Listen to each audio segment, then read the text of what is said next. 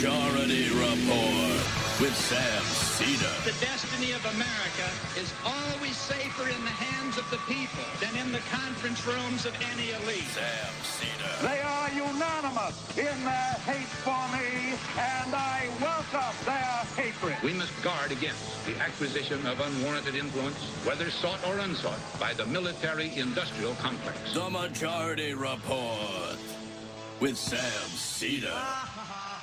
Ever get the feeling you've been cheated?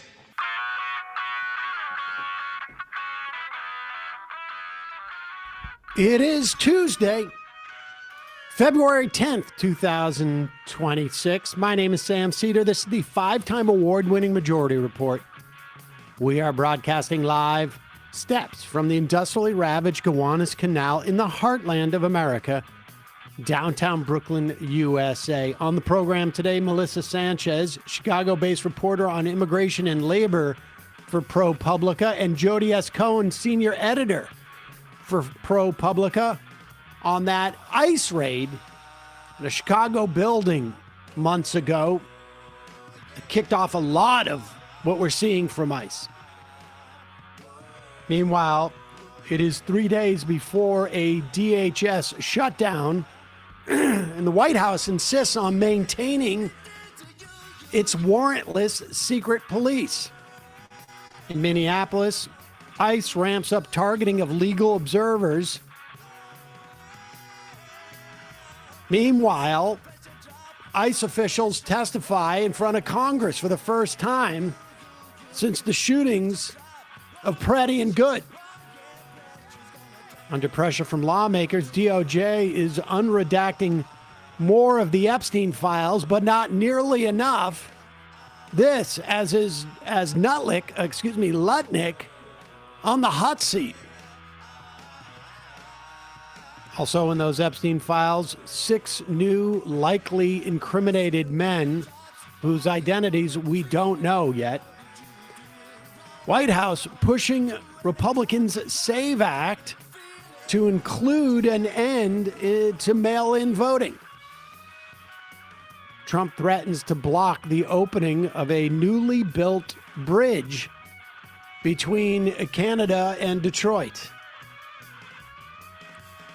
White House to cut $600 million in a congressionally appropriated health funds to 4 blue states.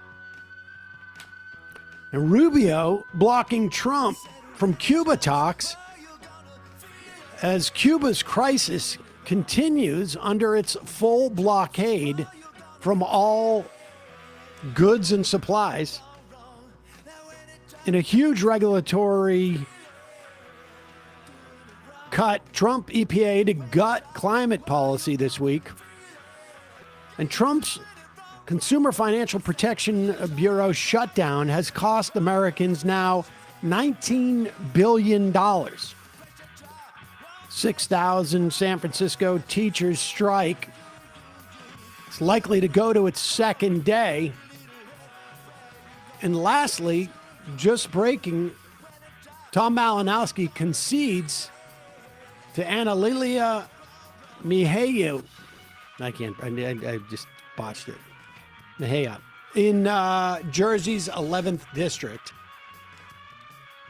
All this and more on today's Majority Report. I'm also just getting word that, is that true? Antonio Delgado just ended his campaign for lieutenant governor. More on that in a moment. I don't know where yes, Delgado just dropped out of that Democratic primary for New York governor. That may have been a fait accompli once Mamdani endorsed Hochul. He deserves a lot of credit, though, because just his running in that race to the left of Hochul in the run-up to Mamdani's election and in the weeks after convinced Hochul that she had to help Mamdani achieve at least some of his priorities early on. And so Delgado deserves some credit for that. Folks can go back and look at our interview with him that we did, I guess, about 6 months ago. Can't quite remember. Maybe it was 4 or 5. More on that later. In the meantime, lots is happening now, both with these ICE hearings and the Democrats' refusal at this point to fund DHS, at least permanently. We don't know if there'll be another continuing resolution. John Thune is out there making it sound like negotiations are going well in a way to encourage senators to vote for a continuing resolution to give it a little bit more time. But if Democrats hold strong, which again, I'm not sure what the poly market bet would be on that. Go Bills. But exactly. You can read the social media about that, but we'll see. The biggest issue is the Democrats requiring judicial warrants to enter into people's homes, which is basically like saying, follow the Constitution. Don't know why that it would even be controversial, frankly. Why that has to be one of the asks. I mean, would Republicans be happy with IRS agents being able to come into homes with just an IRS administrative warrant? Want to go in and see if you guys, how you really are? Like, are you really as broke as you say you are? Yeah. You really declaring everything? Could we have AOC's CDC without warrants go in to check and see if like you've actually gotten your shots? I mean, it's absurd. It's absolutely absurd. The other ask, of course, is no masks, and then there's about 8 others. The no mask one has a little wiggle room, just so that it just can't be in an arbitrary or capricious. Yeah, don't fashion. wear a mask capriciously. Okay, that's what really upsets me.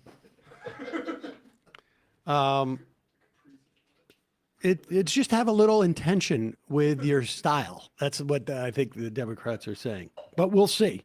There would be a couple of hundred, perhaps up to 250, maybe 300,000 workers who would be put on furlough if the DHS shuts down. Now, of course, ICE has a big slush fund, but Trump seems to be afraid of a shutdown. So there is some leverage there. We'll see. Meanwhile, around the world, we're hearing daily of investigations, of resignations, of people in, particularly in Europe, resigning from government, being investigated because of their association with Jeffrey Epstein. In this country,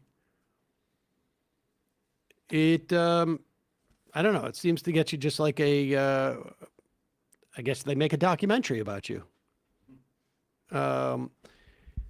But lawmakers are starting to see the unredacted files. People are starting to go through these millions of files, and it is not lessening the pressure. Here is Representative Becca Balint of Vermont yesterday speaking to Drop Site News. She's been going through the unredacted Epstein files. Now, understand, lawmakers have access to this. They have the ability to go on the floor of Congress and read off all this stuff. You remember, Mike Gravel did this with the Pentagon Papers. They are protected by doing so. And frankly, I don't know why they don't do this.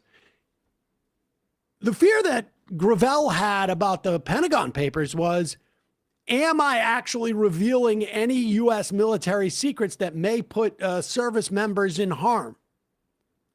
At the end, obviously, it did a huge service to anybody who was conscripted into that war, because it helped bring it to an end.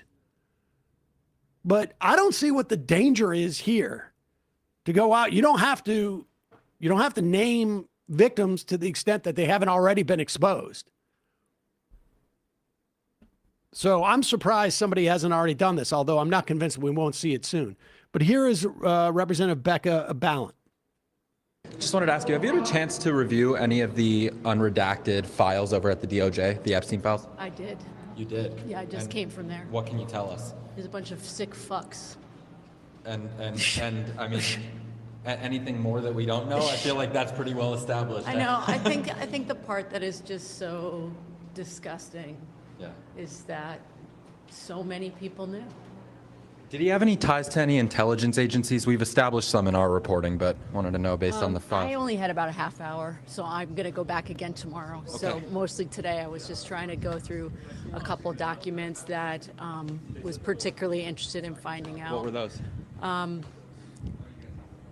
One was related to whether or not Trump, had ever kicked Epstein out of Mar-a-Lago, as he claimed. What'd you find? It's not true. It's a lie. It's a lie. That's a big deal. Because Trump's story up to this point has been like, oh, I kicked him out. I did not have good relations with Jeffrey Epstein, et cetera, et cetera. And if the Epstein files prove that that's a cover story, it becomes even worse, because it's not like we don't know that he's associated with Jeffrey Epstein. If he's lying about what happened after whatever it was, 2005, when he supposedly kicked him out, it raises real question as to what is there. Before we get to the number 2, let's go to number 7. Ghislaine Maxwell was ostensibly testifying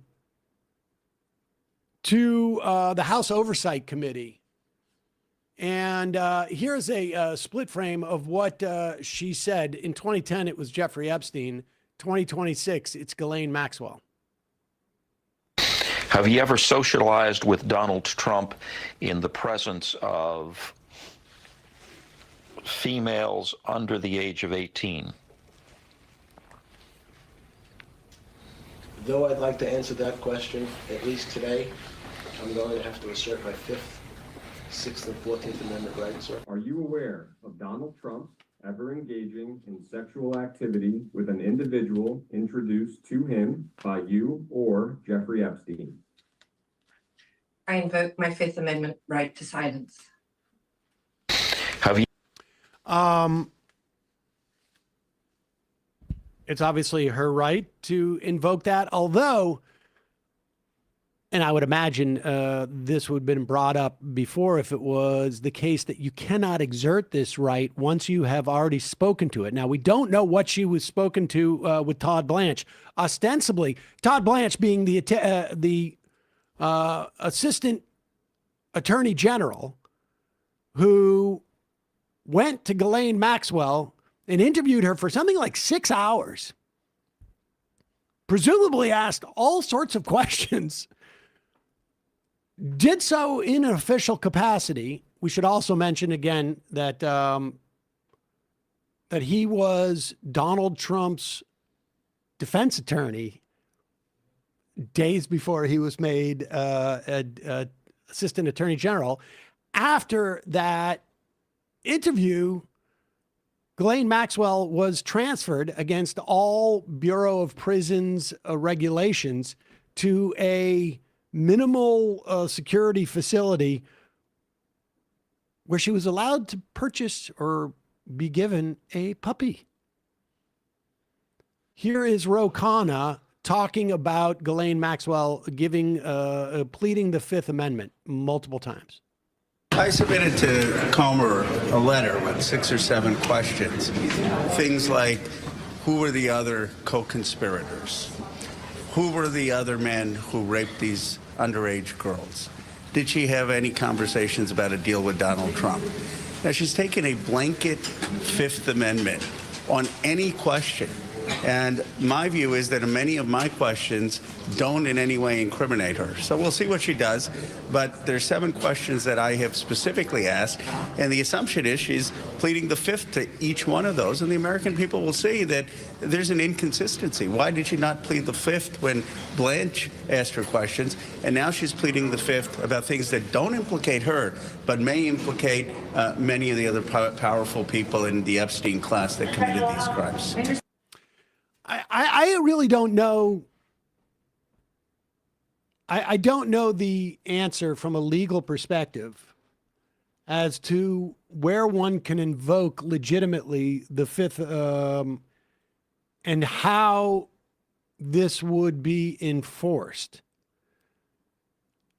I would imagine the ability to compel testimony, regardless of the someone pleading the 5th, is going to change if Democrats take control of Congress, because they're going to have a little bit more leverage. I also don't know, as a legal matter, whether you're allowed to take the 5th after you've answered questions about it in the first place, or ostensibly answered questions about it, right? Because we don't really know what Todd Blanche asked. We just know what Todd Blanche said that he asked. We don't know what she answered. We just know what he claims she answered.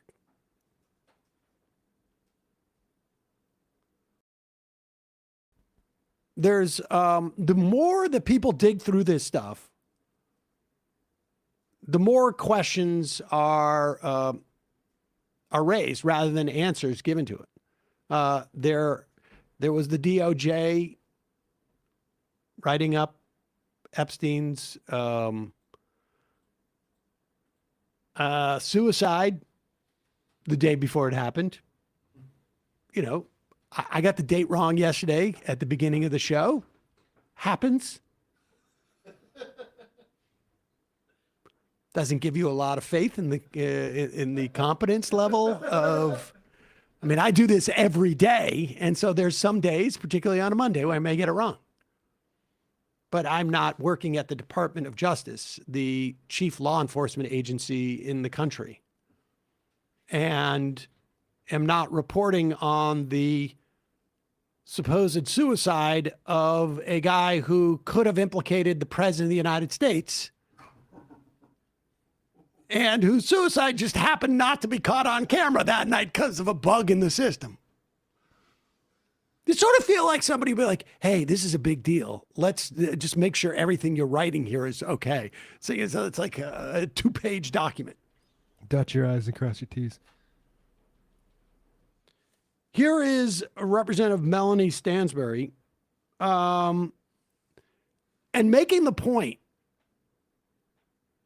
like right now, the British government is going forward with an investigation as to whether Prince Andrew gave Epstein any type of sensitive information. Now, it's quite possible that Jeffrey Epstein said to Bill Clinton and to Bill Barr and to Bannon and all his connections. Remember, he had connections with the White House until essentially he was no longer living. It's quite possible that Epstein said, I only take information from Prince Andrew. The rest of you guys, that's not what this is about. It's like a mafia hierarchy. Yeah, I don't feel comfortable having our relationship be this transactional, Larry Summers. I don't want it to affect our friendship. Yeah, that's for me and Prince Andrew. He and I have a different relationship than I have with all these other world leaders and with Barack. So I just want you to know that's different. I mean, why is there an investigation in England? They're former monarch, and we have nothing in this country. Nothing. Here is Representative Melanie Stansbury making that argument. Now, we have a lot of questions for Ms. Maxwell with regards to what actually happened in Epstein's affairs, who was directly involved in the sex trafficking, money laundering, and influence peddling scheme that she and Jeffrey Epstein were involved in, how Donald Trump was involved, and whether or not he committed any crimes himself, as did his many associates who are named in the Department of Justice files. Let us be clear that Donald Trump is not only named thousands of times in the latest release from the Department of Justice, he is named over 38,000 times in the files that were released 2 weeks ago alone. And we know that that only represents half of the files that the Department of Justice has in its possession, including files that were used for direct investigations of perpetrators, people who committed crimes, people who were co-conspirators in those crimes, and individuals who knew of those crimes.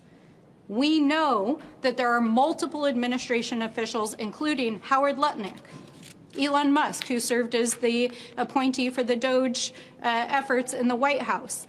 We know that the Secretary of Navy. We know that Steve Bannon. We know that there are more than 36 associates, family members, and individuals directly associated with Donald Trump named in those files.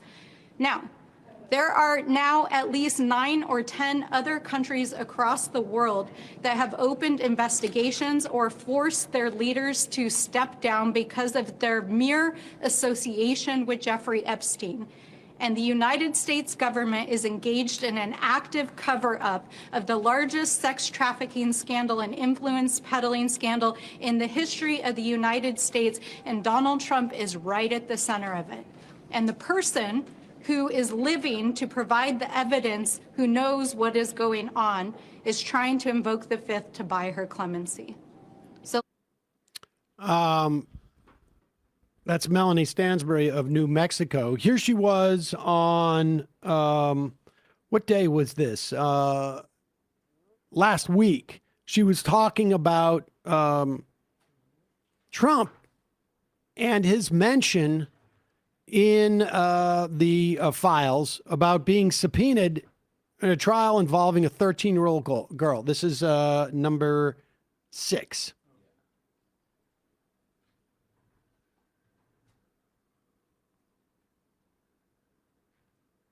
be honest with you guys, I actually went through the files this weekend in depth. Donald Trump is not only named over and over in them, it is discussed this trial in which he was accused of raping a 13-year-old at Epstein's house. There is extensive discussions about a subpoena of Donald Trump in one of Jeffrey Epstein's cases in which he was accused for rape and sexual abuse. He was subpoenaed and gave a deposition in that case. There is extensive discussion between Donald Trump, Ghislaine Maxwell, and Mr. Wolf about not only Trump coming to his house, but, Epstein says in these emails that he has photographs of Trump with girls. To be honest with you guys, I actually went. Look, there's obviously you would think this would require an investigation, and Republicans are refusing to investigate this. I mean, that's just the bottom line. The Republicans are refusing to investigate this. And can we know if they are covering this up? I don't know. Can we go to Kalshi and see what the predictive markets think? Did Donald Trump engage in any of this? Here's the problem that the Republicans have is if Democrats continue to press, which I hope they will, and it's quite clear that, and I will cop to having some measure of skepticism about how sort of like deep this ran through our sort of government at one point. I mean, prior to the release of these files, I was like, well, Trump may be implicated, but this is a pretty big deal. Yeah. And it's quite clearly bigger than Epstein. And it requires investigation. And here is a little taste of, I think, what's going to happen to Republicans if they continue to stonewall.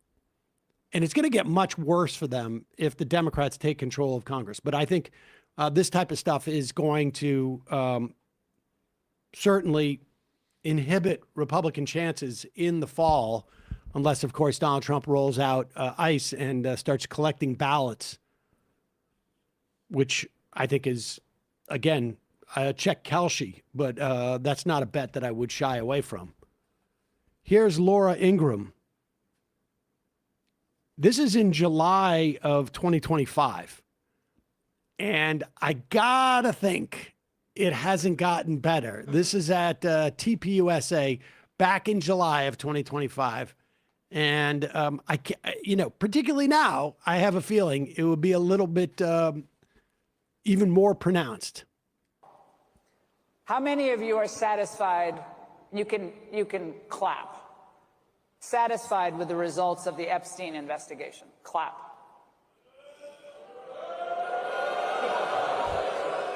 Okay, I told you to clap. You guys aren't listening.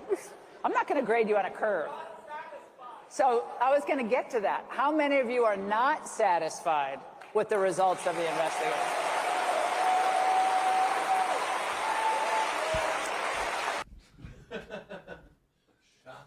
Not only is that not shocking, I would imagine that level of dissatisfaction, if there is an ounce of integrity in any of those people's bodies who are sitting there, which up for debate, but if there's an ounce of integrity, if they had any sincerity in what they were talking about in that moment,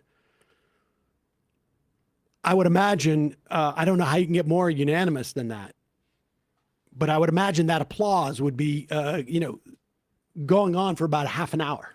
Yeah, like no one's going to applaud, yes, I'm satisfied. They might not boo as heartily, but it's really difficult to say, yes, this is great. This is what I asked for. I feel delivered for.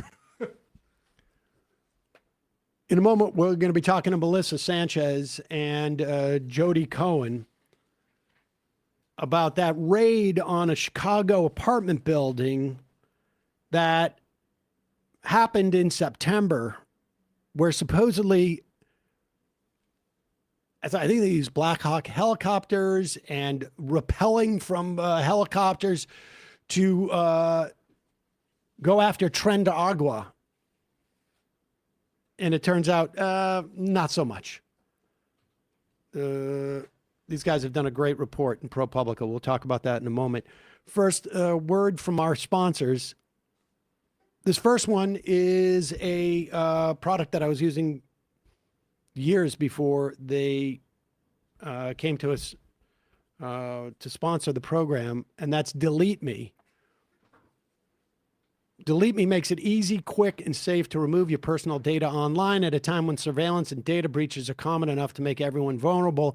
I mean, pretty obvious why this is a service I would have been using even over a decade ago now, because there's tends to be a little hostility towards people who do this. But that hostility is crossed. You don't need to be a host of a YouTube show to get that from online. Plus, with all the identity theft and phishing that goes on now, that type of information can be easily turned against you. Hackers will buy stuff on the dark web, and then they'll combine it with information that they can buy from a data broker, easy as spending, I don't know, $2.95 to find your name, your address, your phone number, your emails, relatives, past addresses, et cetera, et cetera. A lot of times they'll use that information either to steal your identity or to go in and attempt phishing attempts, which have gotten a lot more sophisticated these days. But Delete Me does all the hard work of wiping you and your family's personal information from data broker websites. Delete Me knows that your privacy is worth protecting. You sign up, you provide Delete Me with exactly what information you want deleted, and their experts take it from there. Delete Me sends you regular personalized privacy reports showing what they found, where they found it, and what they removed. And here's the key. Delete Me is not a one-time service. These sites repopulate, plus they seem to there just seems to be new ones every single day. Delete Me is always working for you. It's constantly monitoring and removing the personal information you don't want on the internet. I want to thank Delete Me for sponsoring the Majority Report. And I want to thank Delete Me for, frankly, the service. Take control of your data and keep your private life private by signing up for Delete Me now at a special discount for our audience.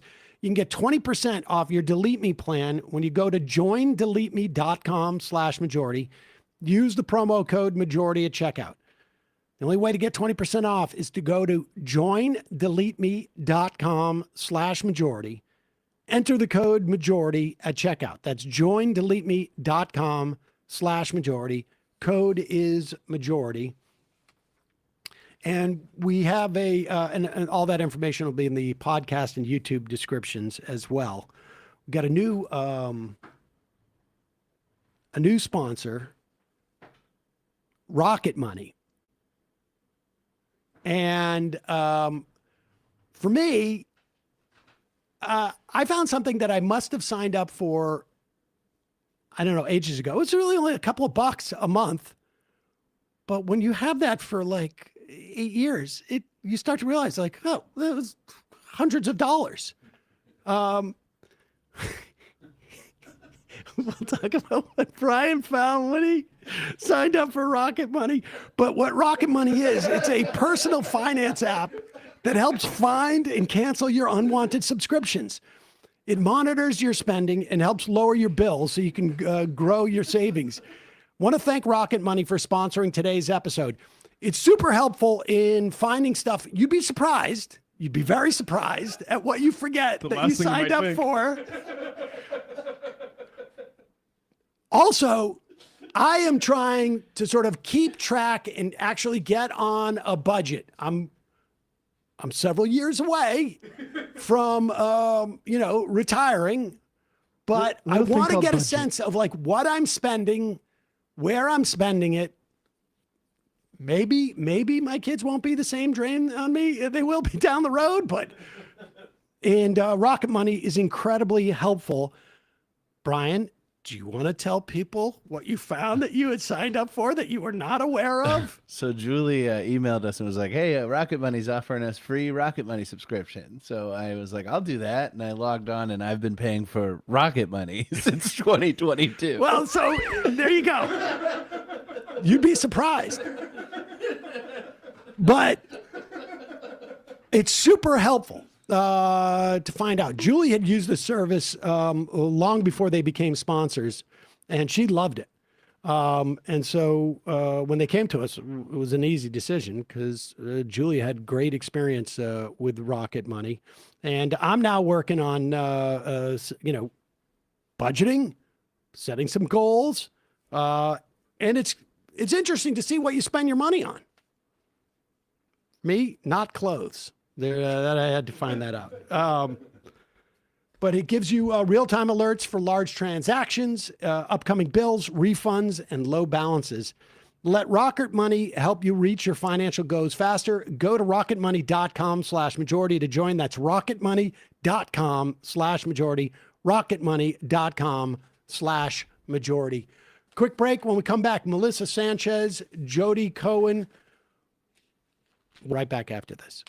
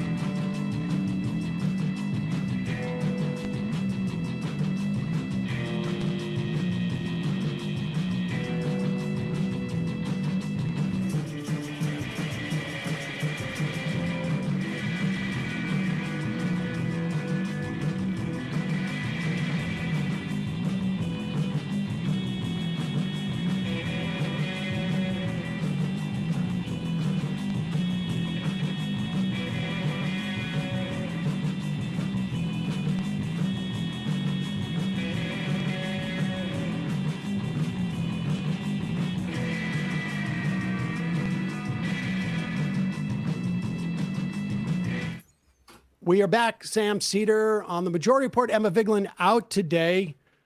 Joining me, Melissa Sanchez, Jody S. Cohen from ProPublica. And before we get to both of you, I want to play this clip from ABC 7 from back in September 30th of 2025 that interviewed residents of this Chicago apartment building the day after it was raided by ICE. To one woman who actually lives in this building, and she says she was detained by ICE agents overnight, and she says they took everyone and then asked questions later. They just treated us like we were nothing. Patricia Fisher said she came out to the hallway of her apartment complex on the corner of 75th and South Shore Drive in her nightgown around 10 Monday night, only to find ICE agents yelling police. It was scary because I've never had a gun put in my face. They asked my name and my date of birth and asked me did I have any warrants, and I told them no, I didn't. She said she was then handcuffed and released around 3 a.m. Fisher says she was told if anyone had any kind of warrant out for them, even if it was unrelated to immigration, they would not be released. Citizen App video shows the chaotic scene overnight. Neighbors tell us there were dozens of ICE agents. Neighbors like Ebony Watson says they ducked for cover as they heard several flashbangs go off. They were terrified. The kids was crying, people was screaming. They looked very distraught. I was out there crying when I seen the little girl come around the corner. Because they was bringing the kids out too. Had them zip tied to each other. That's all I kept asking. Where's the morality? Where's the human? One of them literally laughed. He was standing right here. He said, them kids. Watson says budget trucks and military-style vans were used to separate parents from their children. Other neighbors say they saw agents destroying property to get in the building. And they had a big 15-inch chainsaw with a round blade on it cutting this fence down. We're under siege. We're being invaded by our own military. The FBI did confirm this morning that they did help the U.S. Border Patrol carry out a targeted immigration enforcement operation in this area, and they say they have been supporting these efforts at the direction of the U.S. Attorney General. Okay, Melissa Sanchez, Jody Cohen, welcome to the program. So that was the report from September. And Melissa, give us a sense, like how much of what that report discusses was actually the case, and where can you fill in terms of just like what happened that night? I mean, I'm particularly struck by the budget rent-a-trucks that were supposedly used to separate people. But talk to us about what you know about that night. Sure. So most of what was in there is true. It was a really scary, massive operation, unlike anything seen in this country in a big city in recent memory. Something like 300 federal agents were there, different immigration agencies, the FBI, ATF, et cetera, heavily armed. There was a Black Hawk helicopter. Like there was images of agents rappelling down onto the top of this 5-story building. It's 130 units. It's a huge building on the south side of Chicago, pretty low income, distressed area. And the publicly, what the Trump administration said at the time and continues to say is that the building had been taken over by Tren de Aragua, the big, scary Venezuelan band that gang that Trump has gone after over the past year. And what we found in reality is zero evidence that that was the case. There were dozens of Venezuelan families that lived there alongside U.S. citizen, mostly African American families. The vast majority of the people that we talked to and subsequently met were paying rent, apparently not necessarily to the landlord, but to other folks in the building who were taking their rent and pretending they were the landlord. But the government claimed it was a big victory against terrorism. They claimed that they got 2 Tren de Aragua members during this raid. Of the 37 people who they arrested who were immigrants, we haven't found any evidence that that was the case. There were 0 criminal charges filed against anybody that night. Wow. So Jody, give it, and in the course of your reporting, I mean, the separation, at one point I saw reports that they were separating Black people and I guess presumably Venezuelans or Latino people into separate like budget rent-a-trucks and trying to determine, I mean, this was a complete fishing expedition, but is that the case? That's what the residents told us, that there were separate vans, that the Black residents were put in one van, and those who they thought were immigrants were put in a different van. I mean, as Melissa said, this was an operation unlike any seen in this country in recent memory, with helicopters and repelling agents.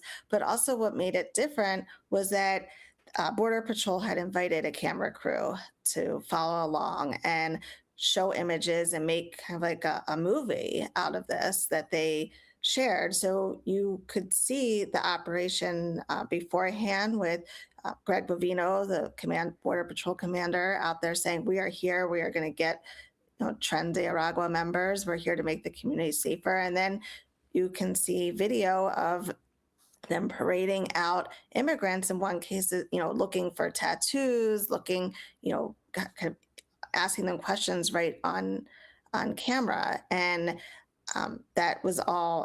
And you can see people being, as you said, put into different vans.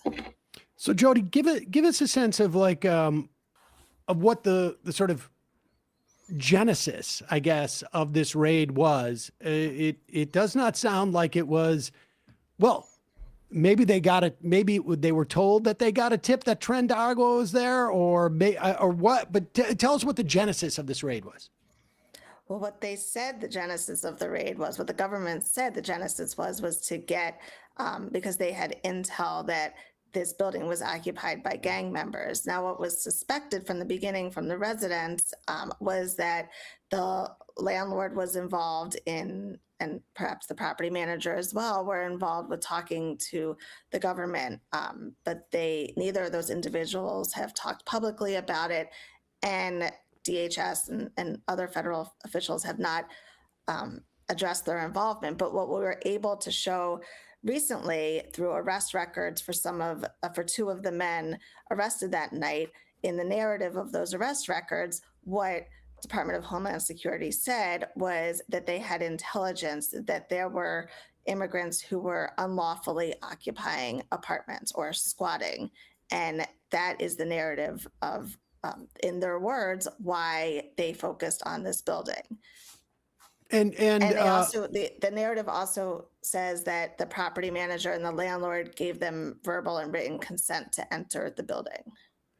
And what do we know about the history of that building, though? So there could have been motivation for doing that, because the history of that building is that the company, the company that owns the building, had been in court trying to evict people, squatters, from that building. That her company had obtained court orders throughout all of last year to evict people. That the Cook County Sheriff's Office had been in that building carrying out those evictions just weeks before the raid. That there were a lot of problems with the building, with the inspections. They had. The company had failed almost every inspection for the past 2 years prior to the raid. The building was a real mess. I mean, there were wires hanging everywhere, water, electricity didn't work, the elevators didn't work. It was a dangerous building, and there was criminal activity in the building. There were many, many, many calls to emergency police calls to the city. But Melissa, to the extent that there was criminal activity in that building, no evidence of gang activity. It was rather it just seemed like the Wild West there.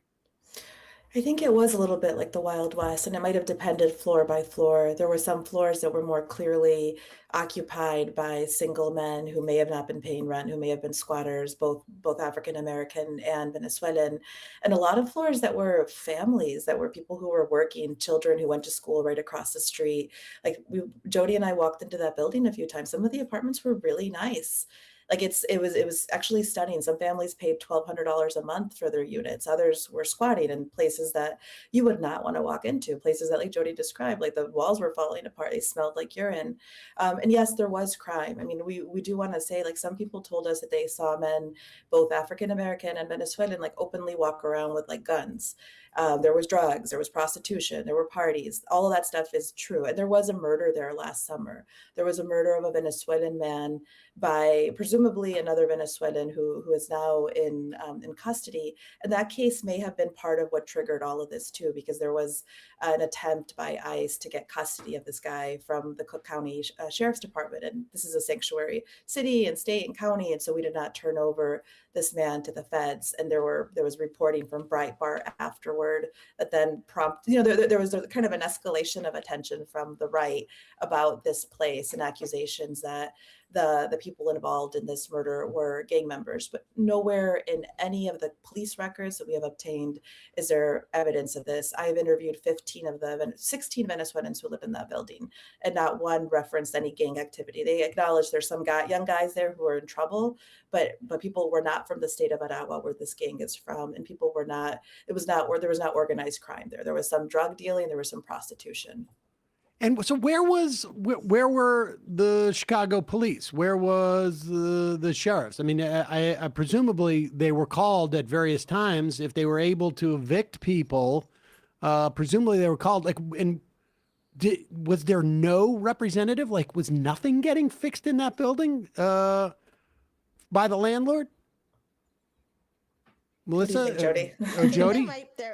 I think that there were fixes from time to time, but it would fall back into disrepair and the problems would continue. Even after the raid, there was a judge in Cook County, the building was in foreclosure, and the judge said, okay, you need security there 24 hours a day, because anybody could walk in there, even after all the attention on this property. And so the property manager hired security, but within 2 weeks, the security was gone. He said they weren't doing their job. I had to fire them. There was not a lot of, there were short-term fixes that maybe the elevator would work for a couple days and then it wouldn't work again. And the consequences were horrendous. I mean, Jody and I, one of the times we went, it might have been 3 weeks after the raid. I think we were on the 3rd floor of this building, and we met an African-American woman who I think had Section 8, and she lived there. She didn't have any legs. They'd been amputated, and she couldn't leave her unit. She couldn't leave the building because the elevator hadn't been fixed in weeks. And so there were just serious consequences for the people who lived there. Yeah, speak more to that. Like, where are these people who are living there now? I mean, I saw footage. The place looked completely ransacked. And if there was no repairs happening beforehand, I imagine some people were able to, pay for their own repairs or do their own repairs. What is the state of the building now? And what happened to the people who were living there? So after the raid, there were about 24, I think, people who were still on the rolls for paying rent. They were still rent paying tenants. Either they were paying or they were out of how many units? 130. I think there were 130 total. How many were occupied after the raid by rent paying people? Probably about 24. And eventually in December, the judge who was overseeing this foreclosure case said that everyone had to be out of that building, that it was no longer safe. She ordered everybody out. She appointed a receiver for the building, a new property management company, and gave each of the remaining tenants had some stipends. I don't think they were all that. I think they thought they were not all that much, and they were forced to leave. And that's the U.S. citizens, the African Americans who lived there. The Venezuelans, the immigrants, it was mostly Venezuelan. There was a Nigerian man. There was maybe a Mexican man or two. Almost all of those people were deported. They were either deported back to Venezuela. We have complicated relations with Venezuela. Some were sent to Mexico. And I talked to one today who's still making his way down. He's in Panama right now. Some other Venezuelans, women with U.S.-born children, were released in the U.S. with ankle monitors. One of them, her husband was deported to Venezuela. She's got 3 little girls, all in diapers, and she's living in a homeless shelter. So people's lives have just been turned totally upside down since this happened. And at one point you write about a consent decree that may have been violated. Jody, what can you tell us about that consent decree? So that's how these arrest records became public. There's this ongoing consent decree. It's been many years now that limits when federal agents can carry out warrantless arrests. It sets limits on when they can do that. There has to be probable cause that they would flee, for example. And Is this a one consent decree that is applicable in Chicago, or is this nationwide? It's Chicago and some in the area around Chicago. Okay. And this predates this current administration. It predates the Operation Midway Blitz, which was the deportation program that the administration was carrying out in Chicago, that predated what's happening in Minneapolis now. And so yes, this consent decree goes back a while, but it is being enforced now by immigrant rights lawyers who are saying that these recent arrests were in violation of the decree, and those lawyers are working to get people released. Now, as Melissa said, not just with this raid, but with so many of the people who were arrested over the past 6 months or so, they are not here anymore. They've been deported, they've left, and what the lawyers are working on now is trying to get relief for the people who are still here in the United States, either to get them out of jail, out of the detention that they're in, or to loosen the restrictions that they're on if they're already out. Melissa, are those people, those are presumably immigrants, or are they U.S. citizens that have been detained?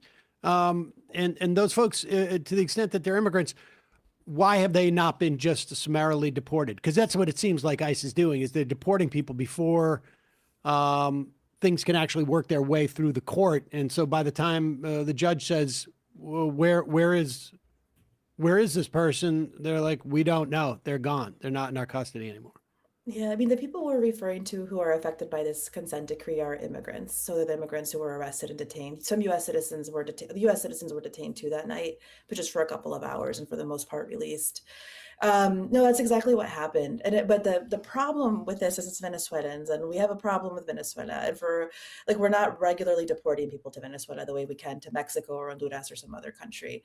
And so a lot of these guys were either. That's why we sent them to CCOT. The first we sent round. them to CCOT, unfortunately.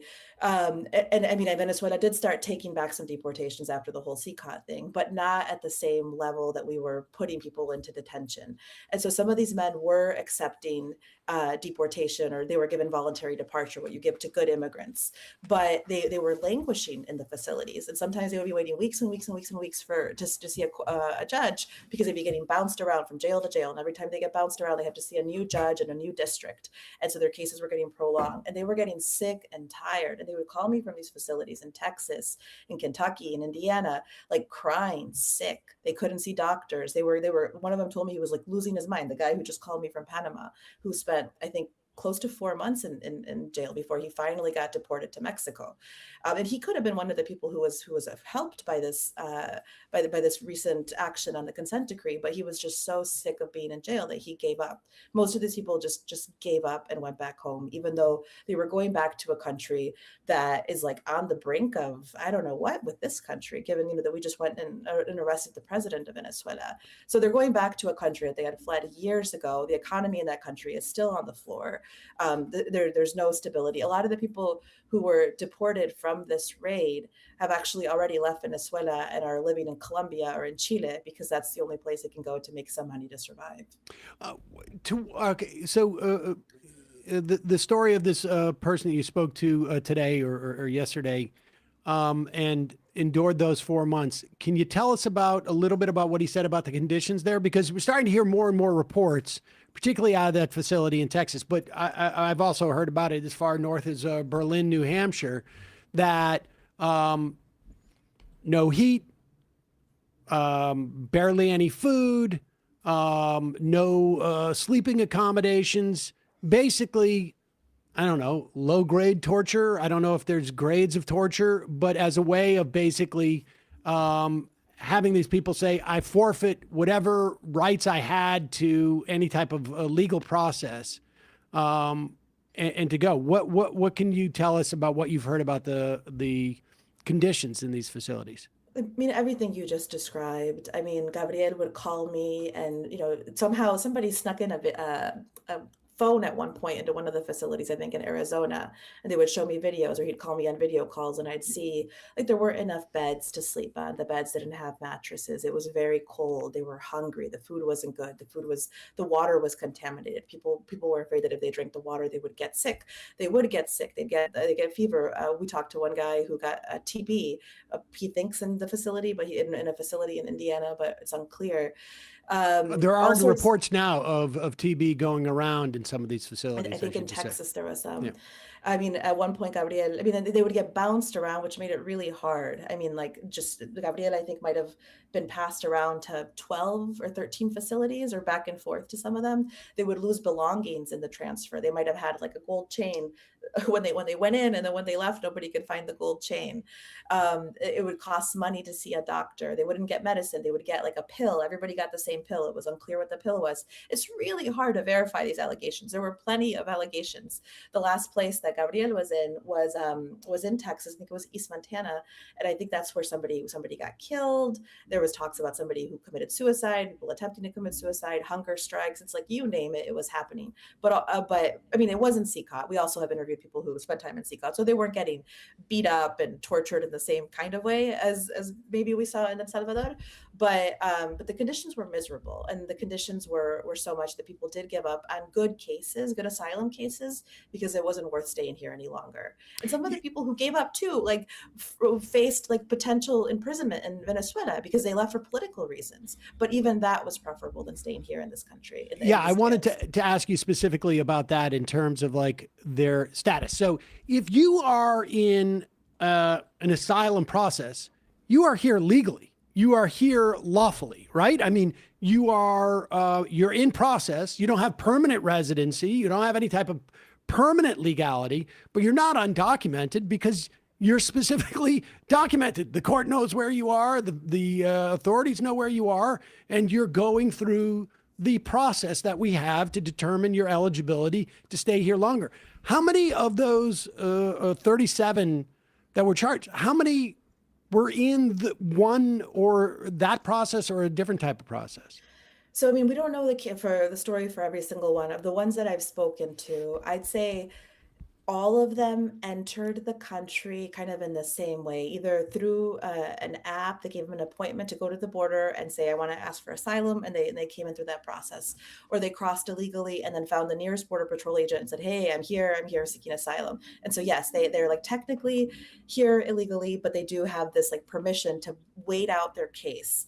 And maybe half of them were in the process and still going to their court dates and doing all the things like they were supposed to. Some of them might have missed court dates, so they became more, they already had orders of deportation. Some of them didn't. And a lot of them didn't have court dates yet, so they were still kind of in the middle.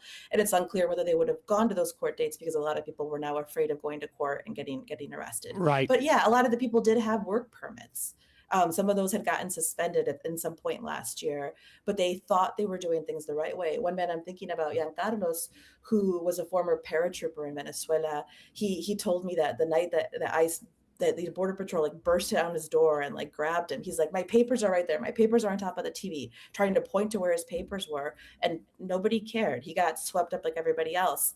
A lot of them said that when they saw the film crews, like taking video of them as they were getting marched out, hands zip tied behind their backs, they're like, I'm here legally. I have asylum. My papers are inside. And like, none of that was aired publicly. That wasn't talked about. And Jody and I went to maybe 8 or 9 of their hearings in immigration court. And like, there were, like I said, a couple of them who did have deportation orders prior to all of this, but most of them, the fact that they had immigration court, they spent weeks in immigration court because they still had cases that had to get resolved. So, I mean, I think you're entirely right, but it's complicated because they're sort of in this gray area of like legal and not legal. And they're in this system where like, everything is just pressuring them to just abandon their case and leave the country.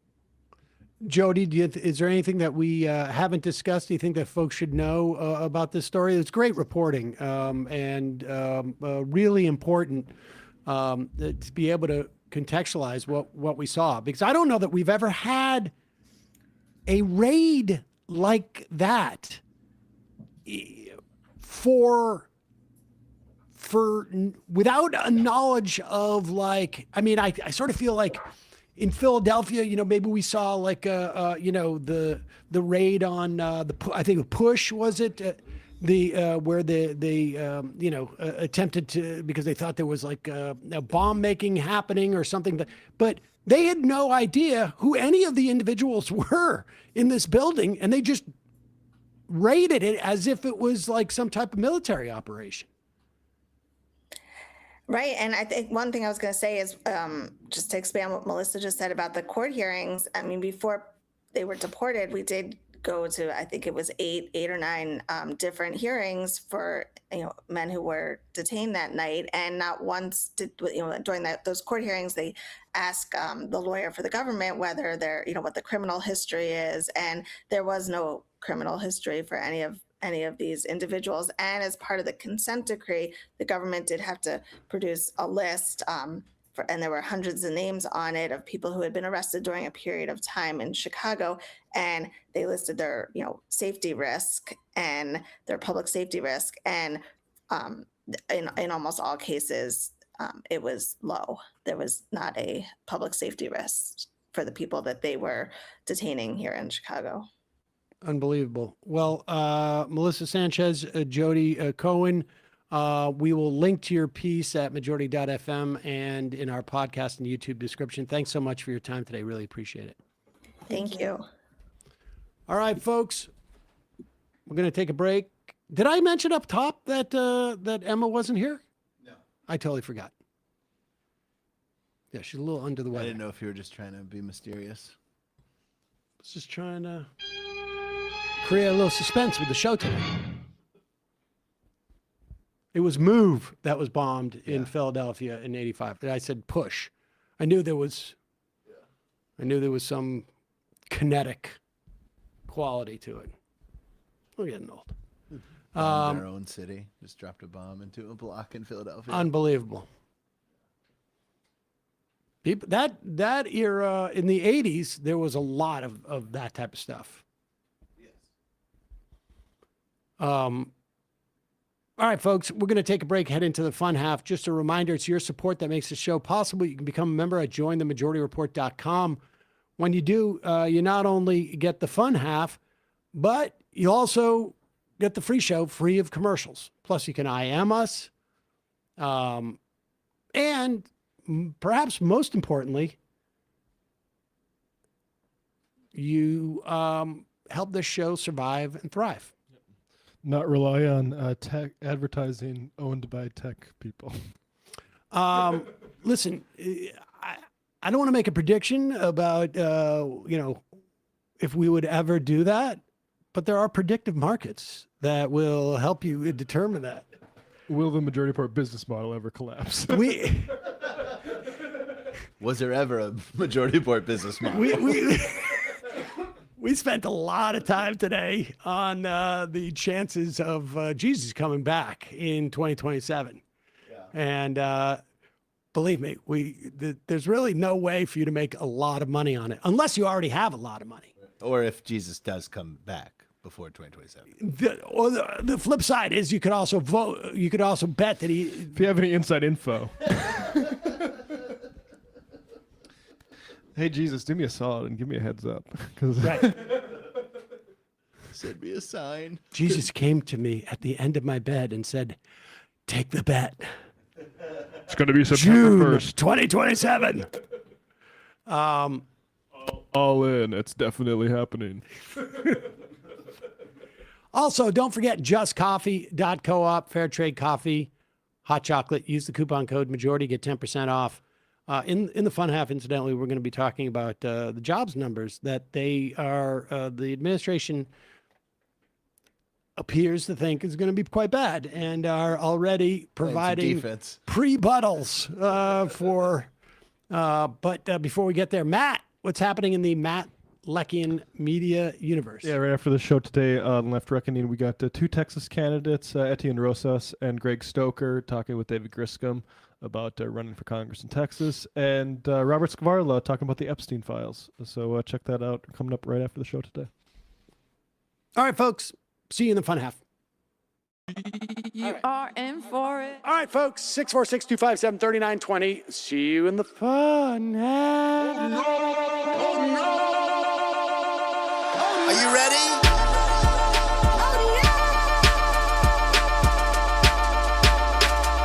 Who sent us this? Alpha males are back. Boys back. And the alpha males are back. Just as delicious as you could imagine. The alpha males are back. Boys back. And the alpha males are back. Just want to degrade the white man. Alpha males are back. I take all of it in my throat. Alpha males are back. Snowflake says what? The alpha males are back. You are a madman. And the alpha males are back. Oh no, Sam Seder! What a fucking nightmare! Bring back DJ Danner. Yeah, or a couple of them. Just put them in rotation. DJ Danner. Well, the problem with those is they're like 45 seconds long, so I don't know if they're enough of a break. That's fucking nonsense. You see white people doing drugs, they look worse than normal white people, and all white people look disgusting. And the alpha males... Psych. Fuck them. Snowflake says what?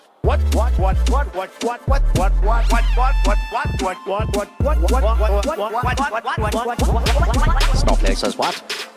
A hell of a lot of bank. A hell of a lot of bank. A hell of a lot of bank. Okay, I'm making stupid money. Hell of a lot of bank. A hell of a lot of bank. All lives matter. Have you tried doing an impression on a college campus? I think that there's no reason why reasonable people across the divide can't all agree with this. Psych. And the alpha males are back. And the Africans are black African. And the alpha males are black. And the Africans are back. When you see Donald Trump out there, doesn't a little part of you think that America deserves to be taken over by jihadists? Keeping it 100. Can't knock the hustle. Come on! Fuck them. Things I do for the bigger game plan. By the way, it's my birthday! Happy birthday to me, Jew boy! I have a thought experiment for you. And the alpha males are back. Africans are black. Alpha males are black. Africans are back. Come on! Come on! Someone needs to pay the price for blasphemy around here. I am a total pussy.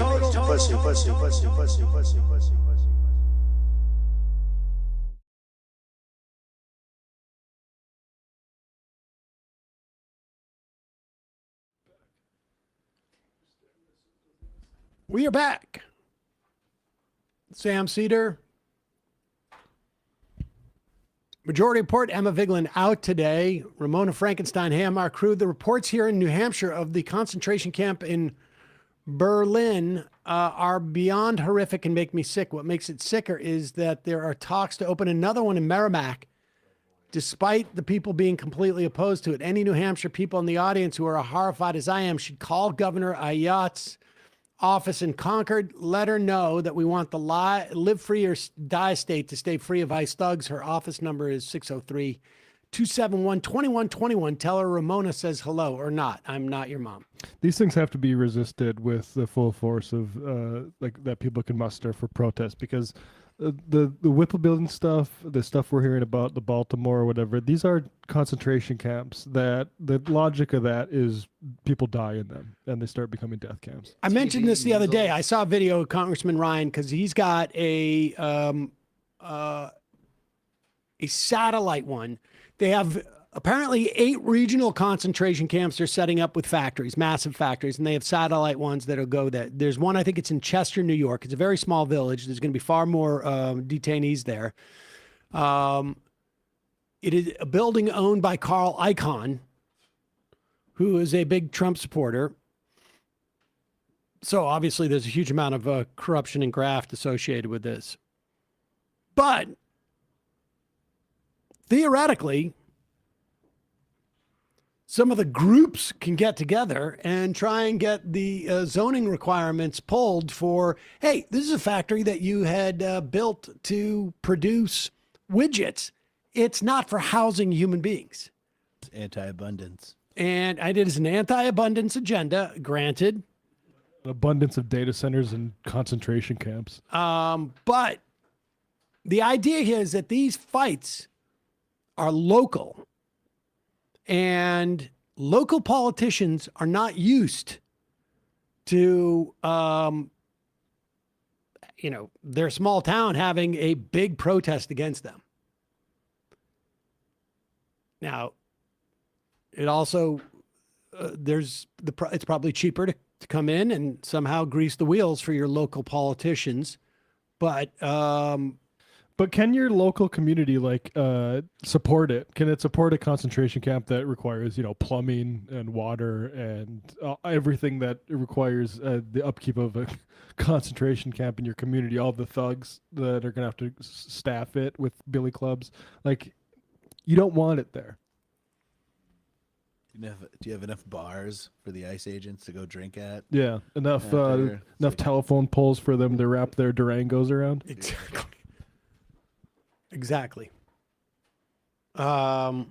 Crispy Business got a nice compliment on my Majority Report trucker cap from an employee at my and Sam's local Alltown. Nice. Hell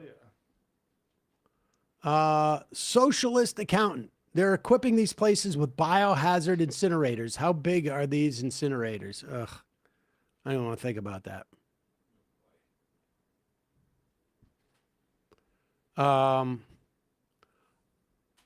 Jobs numbers are coming out tomorrow. You'll recall that, I think I mentioned this last jobs numbers that came out, or maybe it was when the ADP report comes out. Generally, it's about between 140 and 150,000 jobs must be created to keep up with the rate of growth of our population. New people get born. New people become 18 every day. They enter the job force.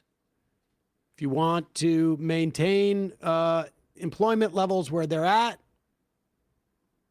and there's a couple of different measures of employment as to whether people are looking or part-time employed, et cetera, et cetera. But generally, it is about 140 to 150,000 jobs need to be created to remain on par for our jobs numbers.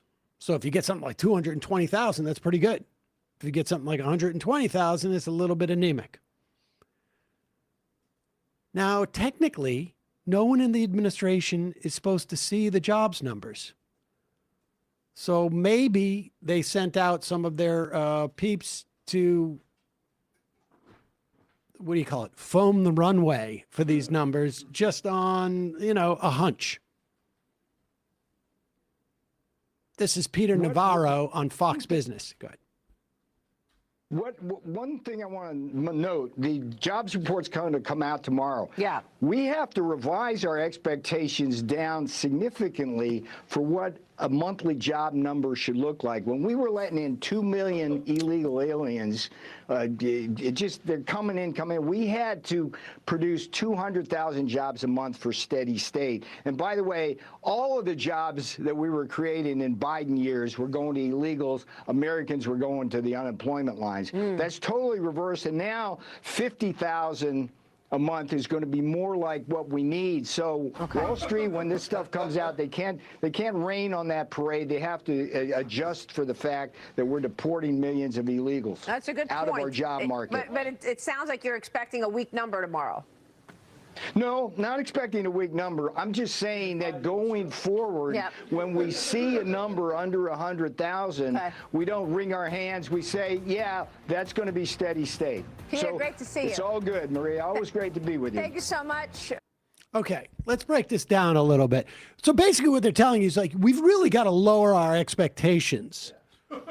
But the justification that Navarro, was that Peter Navarro or was that Ron Vera. Ron Vera. I get confused between those guys.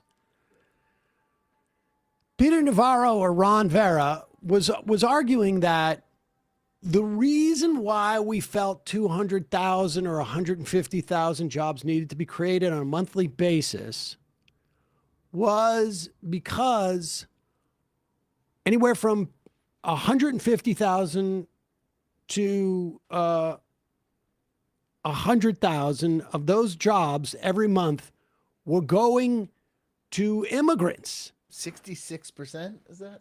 66% were going to immigrants. And what's weird is all of those employers, they would let the government know, I've hired somebody in this job who was an immigrant, obviously.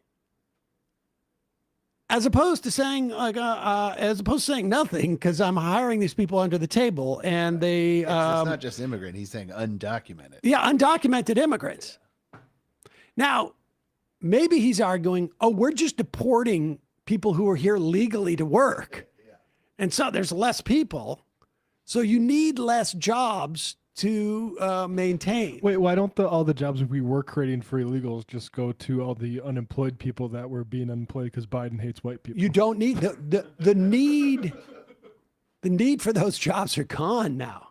Those jobs, what? They evaporated. I don't get what you're not understanding, Matt. Okay. It makes perfect sense. But listen, before Would you it be nice to have more jobs than less? You say it's Peter Navarro or Ron Vera, and we can't trust him because he literally created a fake person named Ron Vera to justify his theories. We found another real person who is backing up Peter Navarro or Kind of Ron a real Vera. person. Well, it's Hassett, also from who advises the president, who also has the same theory, weirdly enough. The other thing is that there's a pretty big decline in the labor force because of illegals leaving the country. And so the break-even job number is quite a bit lower than it was under Joe Biden, when there were people, basically coming across the border willy-nilly. And so I think that you should expect slightly smaller job numbers that are consistent with high GDP growth right now. And that one shouldn't panic if you see a sequence of numbers that are lower than you're used to, because again, population growth is going down and productivity growth is skyrocketing. It's an unusual set of circumstances. Oh, it sure is. It sure is. Because incidentally, under Donald Trump first term, we didn't have this we can completely, despite the fact that we've always said 140 to 150,000 jobs are what is required to be baseline. We had that same number during Donald Trump 1, before Joe Biden was president. How long can they blame everything on immigrants? Immigrants are stealing the elections. Immigrants are the reason there's no jobs. Immigrants are taking all the jobs. It ruined football. Immigrants, yeah, they're ruining the halftime shows. Immigrants, they're leaving the seat up after you piss. Everything is, it's just the immigrants. Taking our wives. The conservative voter is the stupidest hog. But what's interesting about this, though, is that this is not for consumption for their voters. Right? The number of people who watch CNBC and Fox Business is literally in the, 5 digits. On a good day, we get the same amount of viewers as maybe those two places combined. This is them trying to spin the media and trying to spin the stock market. Because, nobody who's out of work or who's working 2 jobs or whose pay sucks or can't afford anything is going well, it's much easier for me now that there's no immigrants that I'm competing for this, job where they take my driver's license and ask for my social security number and make me pay taxes, but didn't do that for the undocumented immigrants that they still announced to the government that they hired. This is really just to keep the stock market from panicking at these job numbers. Now, of course, The irony is that, and maybe they're saying this too, because they know they're a couple of months away from Trump being able to put on a new chair of the Fed. Because if they thought that Powell was going to stay in there, they wouldn't be saying that the unemployment situation is fine. Because remember, the Fed has a dual mandate. One is inflation and one is unemployment. If the Fed thinks that unemployment is growing and inflation is under control, they will start to drop rates. But if the Fed doesn't see a problem with employment numbers and they have a little worry about inflation, they're not going to drop rates. Trump desperately wants them to drop rates. And yet they're confident enough that their new guy coming in is going to push rates down, that they're basically pretending there's no problem with the job market because we've gotten rid of all the undocuments. I would also say, with an aging population, having negative growth in our population is not good. It's so crazy being from North Dakota and all these people being like, why can't we just, they're right, saying we can't, rebuild. What did Steve King, we can't rebuild our country with other people's babies or whatever. And every small town in this country was populated by immigrants, by people who were like different churches, speaking different languages, like whether it was Scandinavian or whatever. Like it doesn't exist without immigration. Like this anti-immigration fantasy it's a horrible utopian vision that can only fail. And we're encouraging it and actually occupying cities toward the delusion that can never actually be delivered. This is Stephen Miller's fever dream of having a purified America. That's basically what it comes down to. When they talk about deporting people, they're not just talking about undocumented. They're just like, we're going to get as many immigrants, legal or otherwise. We're going to denaturalize people because we just don't want that taint. That's what they're arguing. I'm going to call in and I will open up the phone lines in a bit. Not right yet. Soon. Which one is this? This is Seth Dillon, Carrie Prejean. Oh, no, I don't know if I want to even do that. Right, but let's just do this. Should we do this Lady Victoria Hervey? Which one is This is number 9. Oh, yeah, Lady Victoria. oh, God, I should have known you're the lady. This. A spot of cuppa before we get to Oh, Lord. Is a Lord spoken? Here is number 9. Sort of reminded me of, is this 9? Yeah.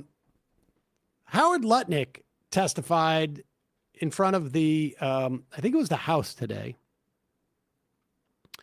And you'll recall that Howard Lutnick made a big deal. I can't remember, it was on 60 Minutes or no, it was some other news show. It was like Pod Force One, or it was like the New York Post podcast. Yes. Where he made a big deal of saying like, I met Jeffrey Epstein once. He was 2005. disgusting. And he, in 2005, he lived next door to us. I went over there with my wife. And he had a massage table. And he said, like, hey, come over, have a massage. And he give a little bit of this. And I said, this guy is disgusting. I was there with my betrothed because I never leave her And side. I never, ever went in there again. We'll talk about Howard Lutnick's testimony today. But here is Prince Andrew's ex-girlfriend. They've trotted her out. And again, they're now investigating Prince Andrew, not just for his essentially rape of sex crimes, but also the chances that he had given information to Jeffrey Epstein. But here's how, if you want insight into how, like, nobody cared what Jeffrey Epstein did. There was a report from Vanity Fair. I think you have it in the sound list. I do. It was a report from Vanity Fair in 2019, I think around the time that Epstein got arrested,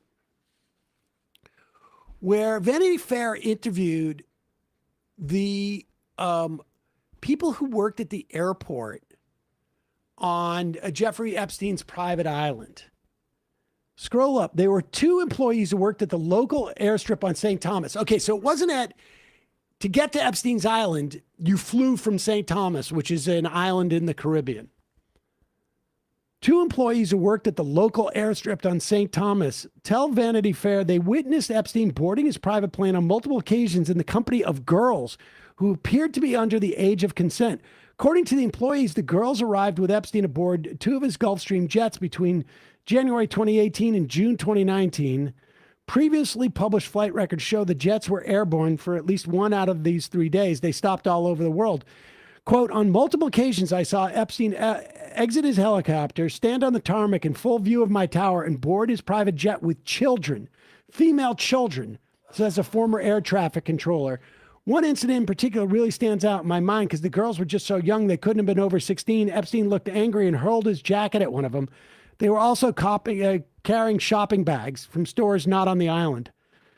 And they go on to say, like, we just assumed people would check on this. And you get a sense of like how it happened that he was able to sort of like live this lifestyle. They didn't care. Yeah. Even this woman, like, just perceived these people, these kids as commodities. Good. He knew everybody that was very powerful. So like if you were on the scene and you were powerful, like, to be honest, like if you're not in those files, it would be an insult because it just means that you were a bit of a loser. Right. So the people who aren't in the files are losers. Yes. Okay. Are you in the files? Well, of course I am, because it's any journalist that wrote about it. That's an astonishing attitude, isn't it? You're the loser because you're not in this. I find that jaw-dropping. It is jaw-dropping. And here's Howard Lutnick testifying in front of the House today. And nobody seemed to like even notice it. He's being questioned by Van Hollen. And so this is actually in the Senate. And Lutnick says, like, I don't know, you know, I had forgotten that, you know, because Van Hollen says, like, we've seen the interview where you said you made a big show. This guy was disgusting. I never wanted anything to do with him again. And then you show up in the documents. Incidentally, there's reports that he had like business deals with him too. I imagine Van Hollen got to it, but listen to this exchange. Did you have a dinner in Epstein's New York City home in 2011? No. So the information that suggests that there was a dinner with Woody Allen and Woody Allen's spouse at the Epstein residence, there's nothing to that, is that right? I actually don't know what you're referring to. There was, look, I looked through the millions of documents for my name, just like everybody else. And pause it for a second. When he says, I looked through the documents for my name just like everybody else. Matt. I didn't search my name. No. You didn't? No. Seriously? I'll go to Gmail now. It didn't occur to me to say what. I suspect that Howard Lutnick hangs out in circles where everybody's like, oh shit. Like, what's my exposure? What's my exposure here?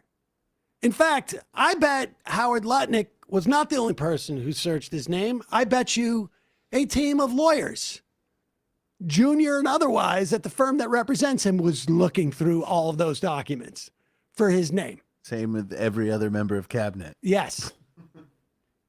So it's really more the circles that he ran in.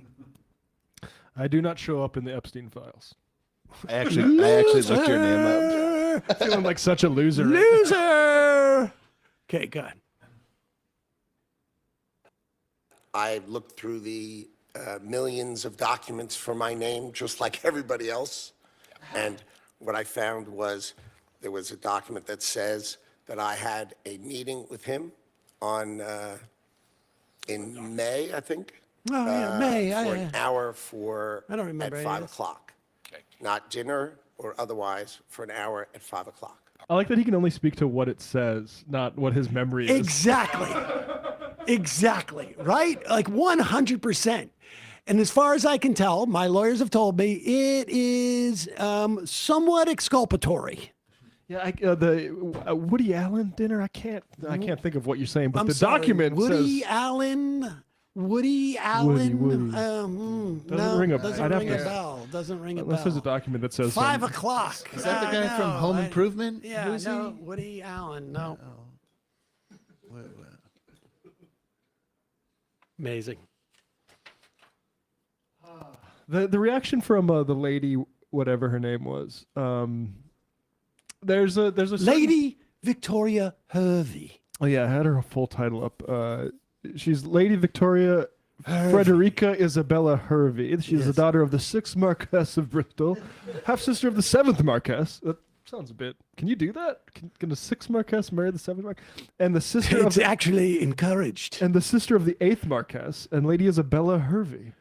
In fact, we encouraged the daughter of the 8th Marquess to actually marry the daughter of the 6th Marquess of the... You know, if you get rid of the monarchy, you can still keep the buildings. Just look at what France did. I'm just saying. Still have the tourism.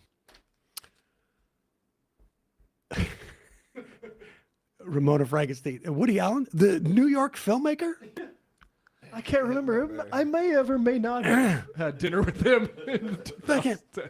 No, I don't recall. That document says I did have one. Interesting. Very interesting. I'm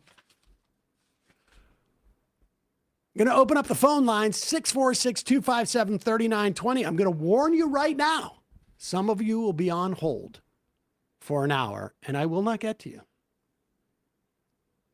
Caveat caller, 646-257-3920.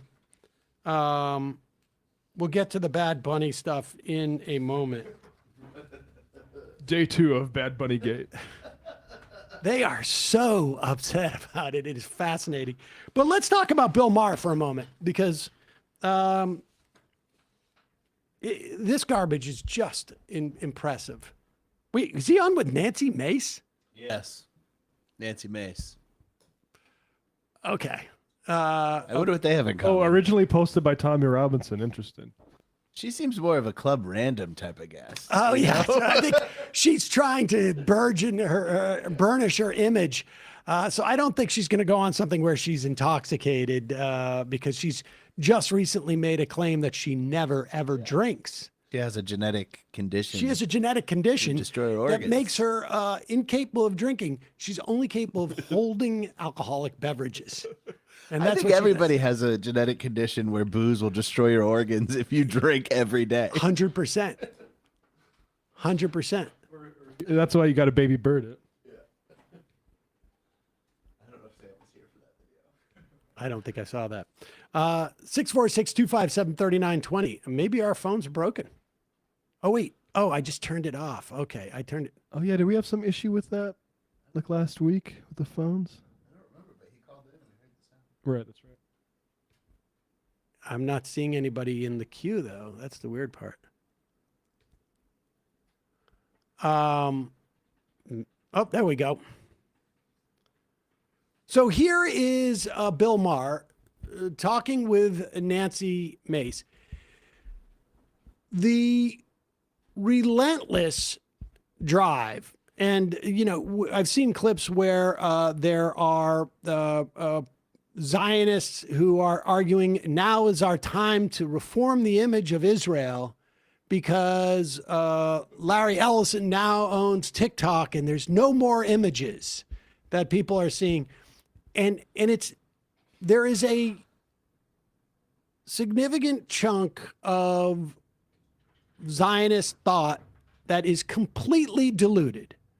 And this too, like here is Bill Maher, and this is like sort of, this isn't unique to Bill Maher, although Bill Maher is uniquely convinced of how righteous and right he is. And he is so wrong. He exposes himself for being such a shill, but also an idiot. Yes. I'm sorry. You have to be stupid to think that anybody with half a brain isn't going to be able to pick apart what he's about to say right now. If you don't know what's going on in Nigeria, your media sources suck. You are in a bubble. And again, I'm not a Christian, but they are systematically killing the Christians in Nigeria. They've killed over 100,000 since 2009. They've burned 18,000 churches. This is so much more. All right, pause it. Let's just stop right there with the premise. So he says they. I just want to point this out. We're going to start it over again. He says they. The numbers he's giving aren't the ones that I've seen. I've seen about half that. Maybe 55,000, which is not good, obviously, over the course of the past 17 years. He says they. Maybe he gets to Boko Haram, but just listen again now. This is so much more. These are their Islamists, Boko Haram. This is so much more of a genocide attempt than what is going on in Gaza. They are literally attempting to wipe out the Christian population of an entire country. Where are the kids protesting this? Thank you. Thank you. Because no one will talk about it, so thank you. Oh, yeah, thank you. Nancy Mace has no idea about this at all. But here's a couple of differences between Israel killing 70,000 is a minimum. We know that Israel now accepts the health ministry numbers, but these are, we still have bodies under the rubble. We have had, these are the most conservative numbers. 70,000 killed. If you want to say 100,000 have been killed in Nigeria, let's use his number. Boko Haram is not a government. It is not a government. We call it a terror organization or a militant organization or a rebel organization, but it is not a government. B, we do not fund as a country Boko Haram. In fact, to the extent that this country has done anything in this conflict, we have provided to the Nigerian government some military assistance and aid. Can we bomb them on Christmas? Yeah, we'll have, so the kids that would be protesting would be theoretically what? Protesting against the terror group? Like, why wasn't he calling for where are the kids protesting? When people are protesting against the Iraq War, was Bill Maher saying, why aren't people protesting Al-Qaeda or the Taliban? It's because when you protest against the Taliban from the United States, you make zero difference. But our government is funding this genocide. Yep. We are literally enabling it. It is not possible to happen without our help. Like that, like it is so, first of all, it's disingenuous because this guy's not doing stuff on Nigeria. I'm sorry. Yeah, the only it's just some talking point that he was given from like whatever Zionist sheet that he's supposed to crib. But putting that aside, don't make it about hypocrisy. This is one of the dumbest possible arguments you could make. The protests against what this government is doing in supporting Israel are not valid because the protesters aren't protesting a militant organization that the U.S. is already, if the extent that they're involved in it all, is fighting against. It's so dumb. They like literally would be saying to like, I don't know, people in Minnesota did not protest when ICE was in Charlotte. So why are they doing it now? Where were they when they were in Charlotte? How come you don't see any protests in Minnesota about ICE and what they're doing in LA? I don't see one sign in Minnesota saying ICE out of LA. Bill Maher, he doesn't cite a source in that clip, but he talks about media diets. And I would just recommend folks this piece in Current Affairs recently, how the U.S. manufactured a Christian genocide claims to attack Nigeria. And just a paragraph that I'll read here. Meanwhile, even many religious institutions in Nigeria, which are perceived as being divided by their religious identities, are fighting back against this politicization of religious identity. In 2023, the Christian Association of Nigeria and the Nigerian Supreme Council for Islamic Affairs issued a joint statement calling for unity to deter foreign actors from using religion as an element for political manipulation of the people of Nigeria. Now, that's obvious, and it should be known by anyone who purports to care about religious strife. The fact that it's overlooked is because they're just helping propaganda by people like Eric Prince and Marco Rubio, who are interested in the gold in this country and that will foment violence in order to get access to it. Pandemic anxiety remembers Michelle Obama's Bring Our Girls Home campaign against Boko Haram. I mean, but just the idea that just in general, you can't protest this if you don't protest that is absurd. But comparing protesting a country that our government is enabling to one that our government is, it's not a government, it's not a country, but that our government, to the extent that it's weighing in on the side that he's talking about, it's absurd. Yeah. A lot of these, I've seen Zionists say that white people are being genocided in South Africa too. It's the same sort of thing, which you sensationalize violence against your in-group and disregard it by your out-group. The Muslims are killed at least as much as Christians in Nigeria. Calling from a 267 area code. Who's this? Where are you calling from? 267. Who's this? Where are you calling from?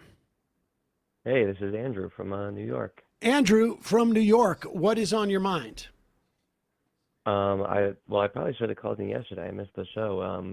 But you guys were talking about Zoran's endorsement of Hochul, and all about strategic, what could be our demands from Zoran under Hochul. Seeing that they were so ready to do the universal childcare, which was awesome. I'd love to hear what you guys think we could ask more of from Zoran, with this sort of I don't know the word. I'm not 100% sure I know what you're asking. I mean, look, he's got to freeze the rent for the rent stabilized. Mm-hmm. We want the free and fast buses. These are his main campaign pledges. Free and fast buses. Mm-hmm. The universal child care. What remains on the universal child care is a dedicated funding mechanism,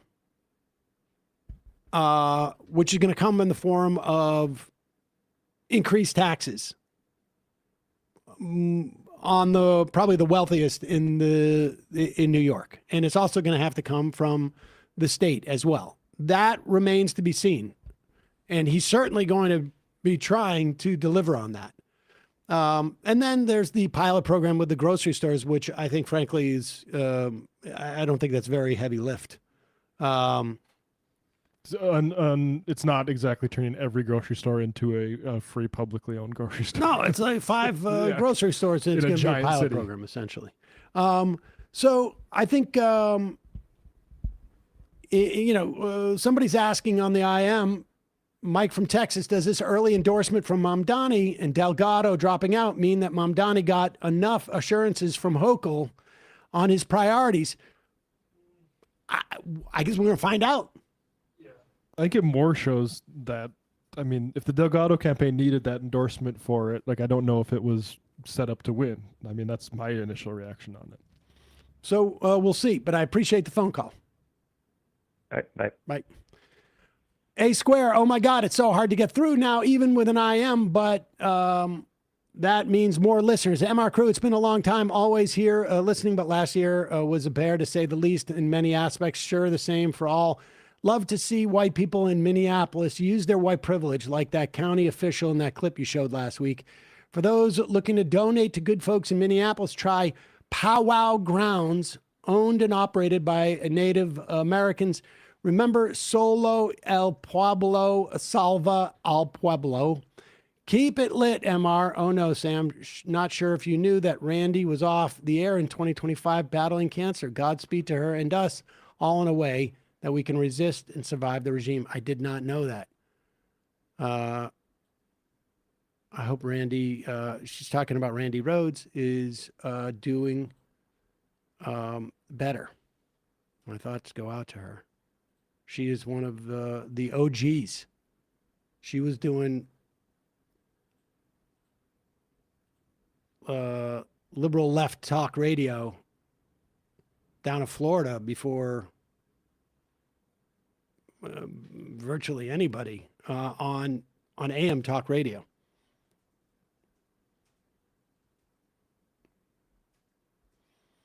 Calling from a 678 area code. Who's this? Where are you calling from? This is me. Yes, it is you. Who's this? Where are you calling from? Oh, geez. Okay, this is my name's Kelsey. I'm calling from Georgia. Oh, geez, Kelsey. What's going on? Did you not have your Hey, phone I just right? No, I had it. Okay. Can you hear me? Yeah. Okay. I was just calling. I wanted to give a shout out to a candidate running in Georgia's 7th district against Loudermilk, Case Norton. He's a DSA member, and yeah. Sorry, I'm very nervous. No, you're doing great. It's Georgia's 7th. Georgia's 7th district. And is this a Yeah, I'm just trying to primary? give him- It's I think the primary's in May. He's running against one other guy, but he's a union member with IATSE. Okay, we should say that Cameraman. Loudermilk, my understanding is Loudermilk is not running again. Is he not? No. Oh, show you how much I pay attention. Well, that's all right. So either way, yeah. Case- It's a very heavy red district, though.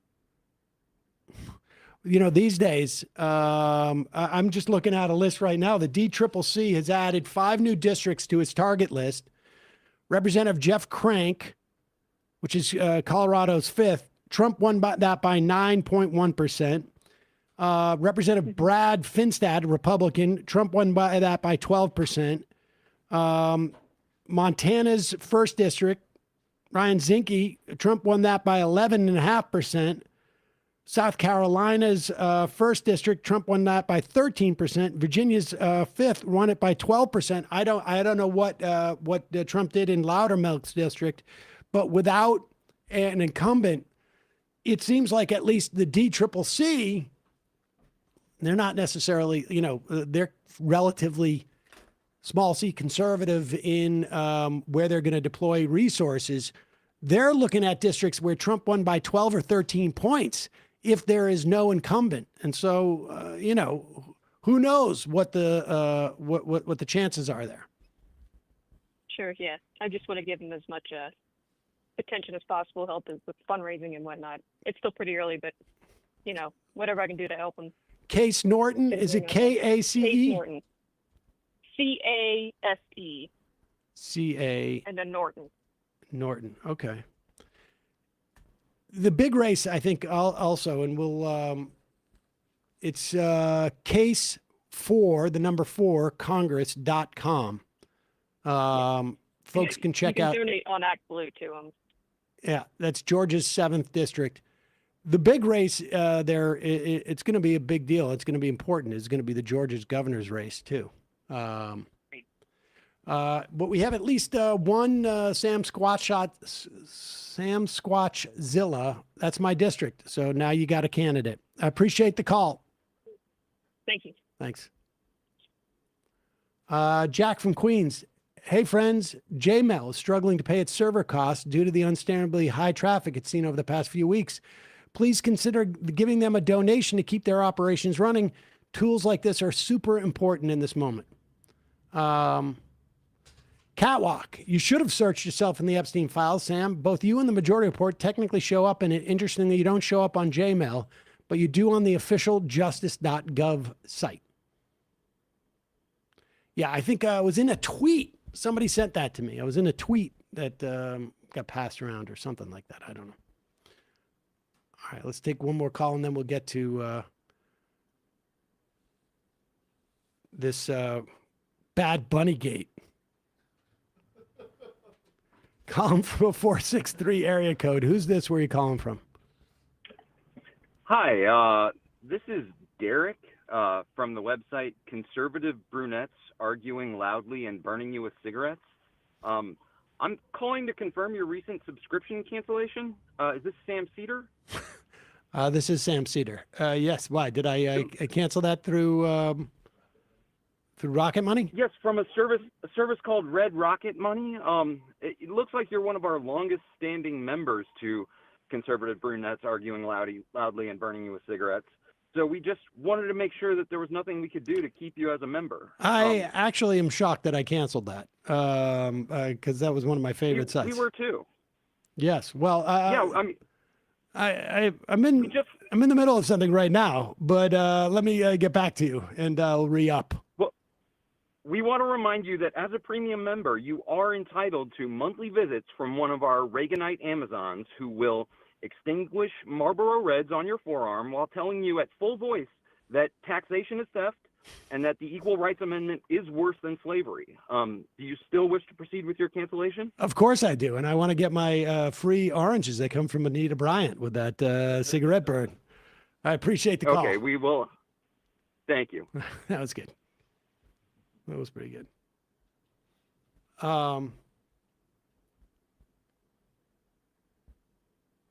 Calling from a 308 area code. Who's this? Where are you calling from? Hey, it is Kowalski, the last Kowalski of the House of Frank residing in Nebraska. Kowalski, from Nebraska. How are you? What did you, we name dropped you the other day. Oh, when? When we had Dan Osborne on. Oh, yeah, I caught that. Thank you for doing that. I've been seeing a lot of chatter with some of the people I know around him.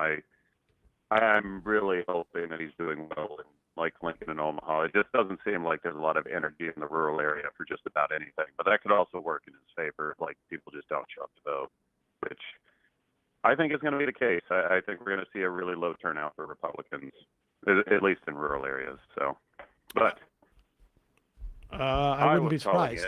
Yes. Oh yeah, there is. It's hopeless, but some hope I've seen. Have you heard of North Carolina 14th District candidate Kate Barr? No.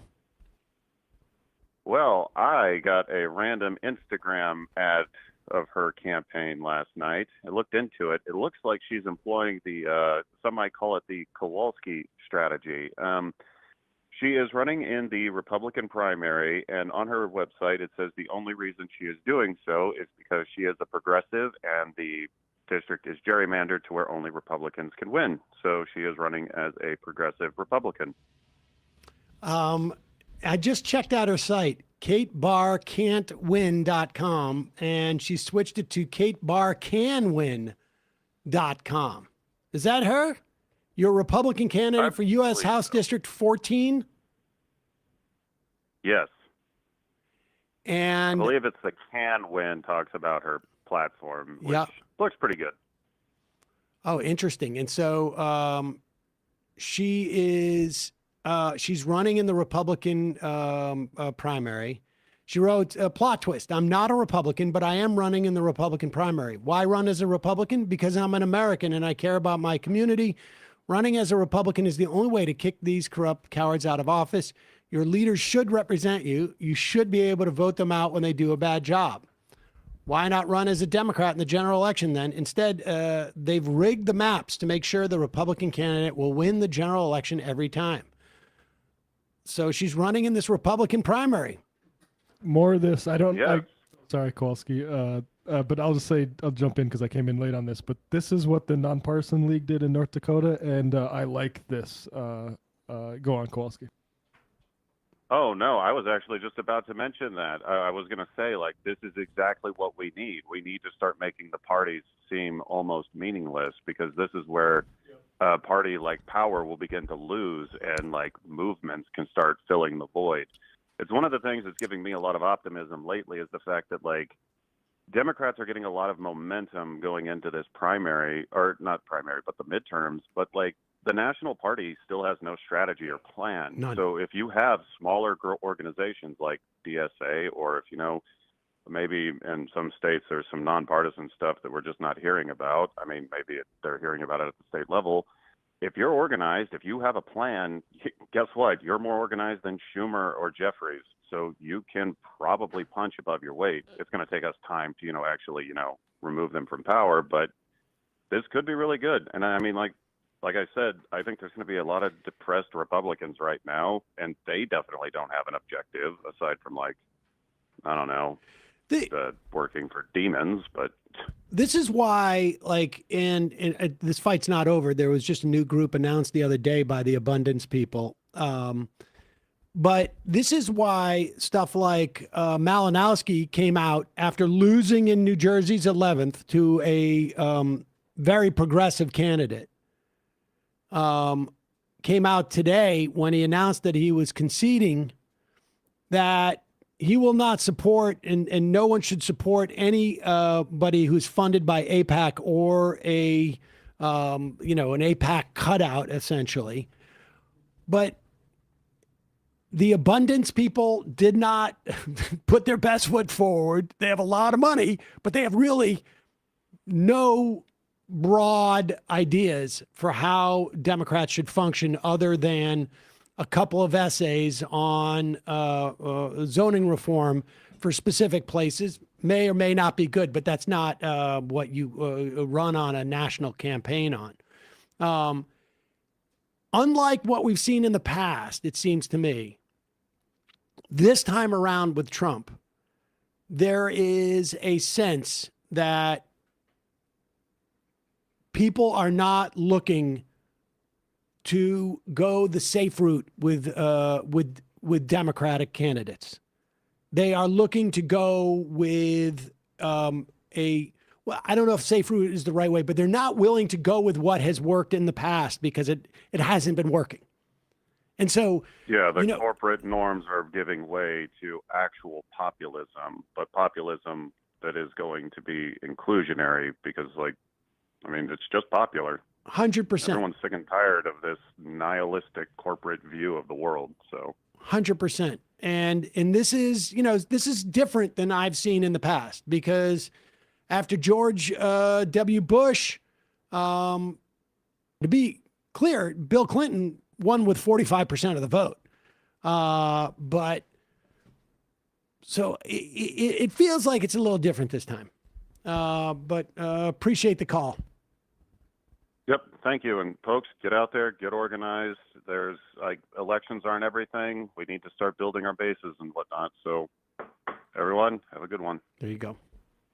All right. One more call and then we'll go some more clips. Calling from a 509 area code. Who's this? Where are you calling from? Sam, this is Ronald Reagan. Ronald Reagan. Long time no hear from. What do we got to do to get this shirt down one more button? I feel like it's like... I don't have it down that Join much. themajority.com. Yeah. We get another 150 members. Super chat. If we get to $100 in super chats by the end of this call. Let's see how we do on Twitch with the hype train. I don't know what that means, but yeah. So I wanted to talk about immigration stuff real quick. Well, you're an immigration attorney, and so you would know. Yeah. I'll be honest, it's been really bad. I think you touched on this yesterday. One of the big things we've been seeing really since like mid-December is the redetention of asylum seekers. And in Washington state, the federal courts have been really good about letting people out on a habeas. I mean, you got to go to federal court and say, hey, you can't redetain this guy without giving him a hearing first and like explaining why you're redetaining him, because ICE is inventing pretexts for detaining people, like on our surveillance app where you have to upload a photo every Wednesday, you forgot a week back in August, and so we're going to detain you. And so at least in Washington, like, we've been pretty successful in getting people out. But even when you're quote unquote successful, that means somebody spends over a month in detention, and people are coming out with PTSD. I mean, even in the best case scenario where everything goes your way and you get things filed really quick and you've got a good judge, I mean, we're just destroying people. And then I just in the last couple of days, I've talked to 3 or 4 people who were sent out to like detention centers in Mississippi and Louisiana, so they're thousands of miles away from their families. One guy has been detained for over 2 months. His hearing is still showing as docketed in Tacoma with no hearing on the calendar. And he's been begging ICE this whole time, like, please just deport me. And like, I'm looking at these people, they're totally defeated. I mean, there's just a vacancy behind the eyes. They came here, they were threatened, they faced real persecution in their countries. They came here with a hope of a better future, and they're looking at me going, I know I'm going to be murdered in my home, in my country, but I can't, that future for me is preferable to the psychological torture that I'm undergoing in these detention facilities. And like, even without the terrible conditions that we hear about and things like that, even if it's a quote unquote nice facility, which none of them are, but like just the act of detaining somebody is so violent, and especially in these types of conditions where people don't know, like, when will I be out? Like, what is even fucking happening in my case right now? And again, these are not people who've committed crimes, and even if they were, they wouldn't deserve this. But these are people who engaged a legal process. I mean, these are like legal obligations that we undertook following the Holocaust, right?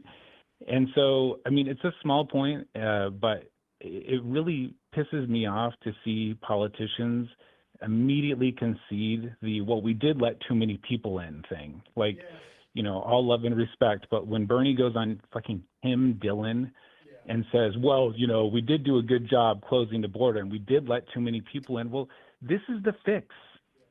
This is the fix to having let too many people in.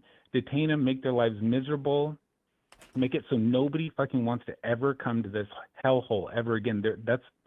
That's what we're doing. And so it's bullshit that, too many people were let in or whatever. But to concede that point paves the road for where we're going, which is, this on steroids at the big lot, distribution center or whatever they're doing. It's really disgusting. And I'm just like one guy. I'm like a solo practitioner in Washington. I've talked to like half a dozen people with these exact same set of facts, like in the last 3 or 4 days. And so, whatever you're hearing about, it's worse. And so anyways, you deserve a lot of credit for really continuing to cover this. And it's just important that people stay engaged. And also, like, this is the last thing, I'll make it quick. I think we're coming close to $100 on those super chats. I'm going to drag it out a little bit longer.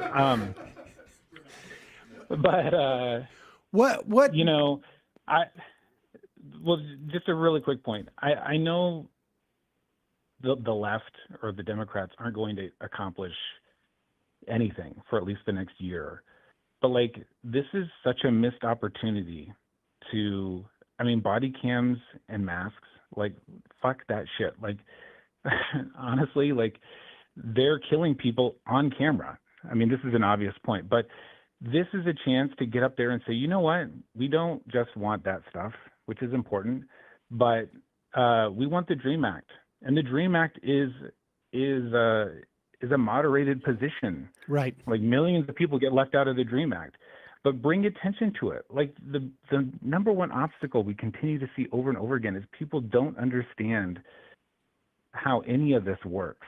There's been no attempt by the Democratic Party to articulate in a political matter. There may be a policy document. Biden may have sent a document down to Congress in 2023, but there has been no attempt as a political matter to articulate to explain the process and where the failure points are in the process in terms of like getting people into the system so that they can't be exploited, so that their exploitation doesn't help exploit other workers. I mean, that's what Bernie's issue is. It's a long time sort of perspective that undocumented immigrants hurt the workforce on some level, which was true to the extent that you have a workforce that's going to be exploited, and bosses can do that. But there is a solution for that, and that is don't make them undocumented. Put them into a system where their worker rights can be protected. But of course, we don't want to do that because we wanted companies want to exploit them. For the first 18 or so months of the Biden administration, they had AOC kind of doing some of this work, which is to say, like, hey, why are there refugees coming to our country? Maybe our foreign policy has something to do to that. Maybe we should address these things first if we don't want to have to deal with that. Like, it's sort of a break it if you buy it sort of logic. And then they ran away from that to go be tougher on the border and call the Republicans bluff. Or say that the Republicans were bluffing about all of it, which was a catastrophic thing. But AOC, in my opinion, was on that track. They just got scared of committing to it. Right. And the very, very last thing I'll say, I've been thinking about this a lot, because there's going to be at some point some effort to get back to like the regular, good, old-fashioned Republicans. Mitt Romney ran on the idea that we should make immigrants' lives so miserable they can't feed their kids, they can't get a job, they lose their houses, that everyone leaves on their own. And that's what we're doing with a little bit of a push. Yep. That's the only difference, but it's the same policy. So the idea that there's some golden yesteryear, I mean, I guess if you go far enough back, you hit Reagan and we get an amnesty. I mean, if you want to go back that far, then great. But the idea that, Romney and some of those guys, or Bush or whatever, were great on this is also bullshit. So anyway, Ronald Reagan, before you go, what because people are asking in the chat, what can people do, time, money, that would be helpful at this point, helpful to immigrants directly who are dealing with this, or even to folks like yourself, organizations? Like what would be, where's a helpful place for people to deploy their resources? I think in general, like, trust your gut. My sister called me the other day. She's like, we've got some neighbors and I know they're immigrants. They don't all speak English. Like, what, she was feeling kind of weird about going over there. And I said, go over there and say, we see what's going on and we are fucking with you. If you ever need anything, we are here for you, for your kids. If you need us to watch the kids or whatever, like, we are here for you and we stand with you. There's also, every time I go to court now, there's observers, and these are just like regular old white people who are showing up to immigration court, and these are with, local organizations, or, I think they're mostly informally organized, and they're just there to make sure, like, there's no bullshit that goes down. In Portland, I know some of the volunteers there will offer to walk immigrants to their car because of some of the stuff that we've seen. So there's little tiny ways that people can get involved. There's lots of, like, here locally, we have an ICE watch group on Facebook, and there's, all kinds of ways to get involved. I know, like, this local group spotted Yakima, shout out Yakima ICE cars in Minneapolis. And so they're doing incredible work with, just tracking things, and they're always in need of volunteers. So if it's just reaching out to neighbors or it's getting more involved, like there's opportunities for literally everyone, and then all the usual boring stuff about calling and swearing at your representatives or whatever, sending emails and things. But there's also like the Northwest Immigrant Rights Project. They've been doing a ton of like high level genius lawyer litigating on issues of detention. And that's a nonprofit.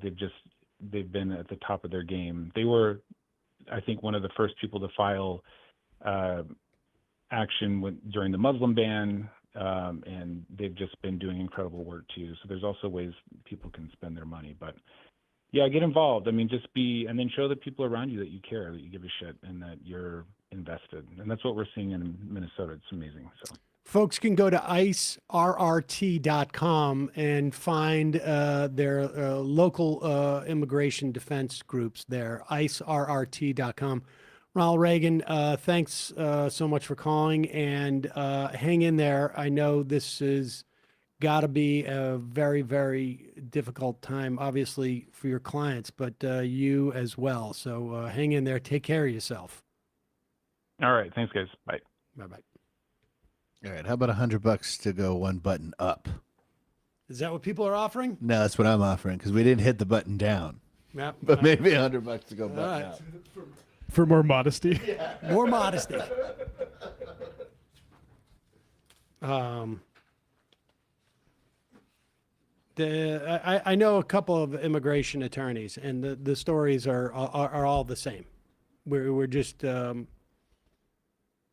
basically torturing people in these detention centers as a way, in lieu of a actual policy,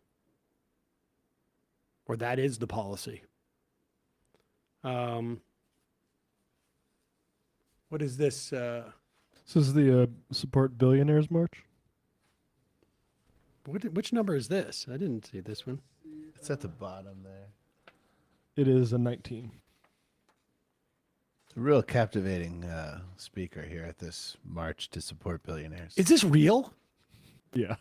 This is real? Yeah, this seems like something you would have done in 2004. It is 100% the billionaires for Bush. There was literally, they would all dress in like tuxedos and go in and, with like a monocle and go, I'm here for George W. Bush. And there are actually people protesting in support of billionaires? Because of the wealth tax proposed in California.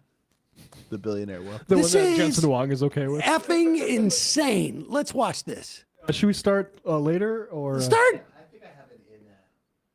Or do you want to see some of the lead in? I want to see some of the lead in. Yeah. I don't believe this is real.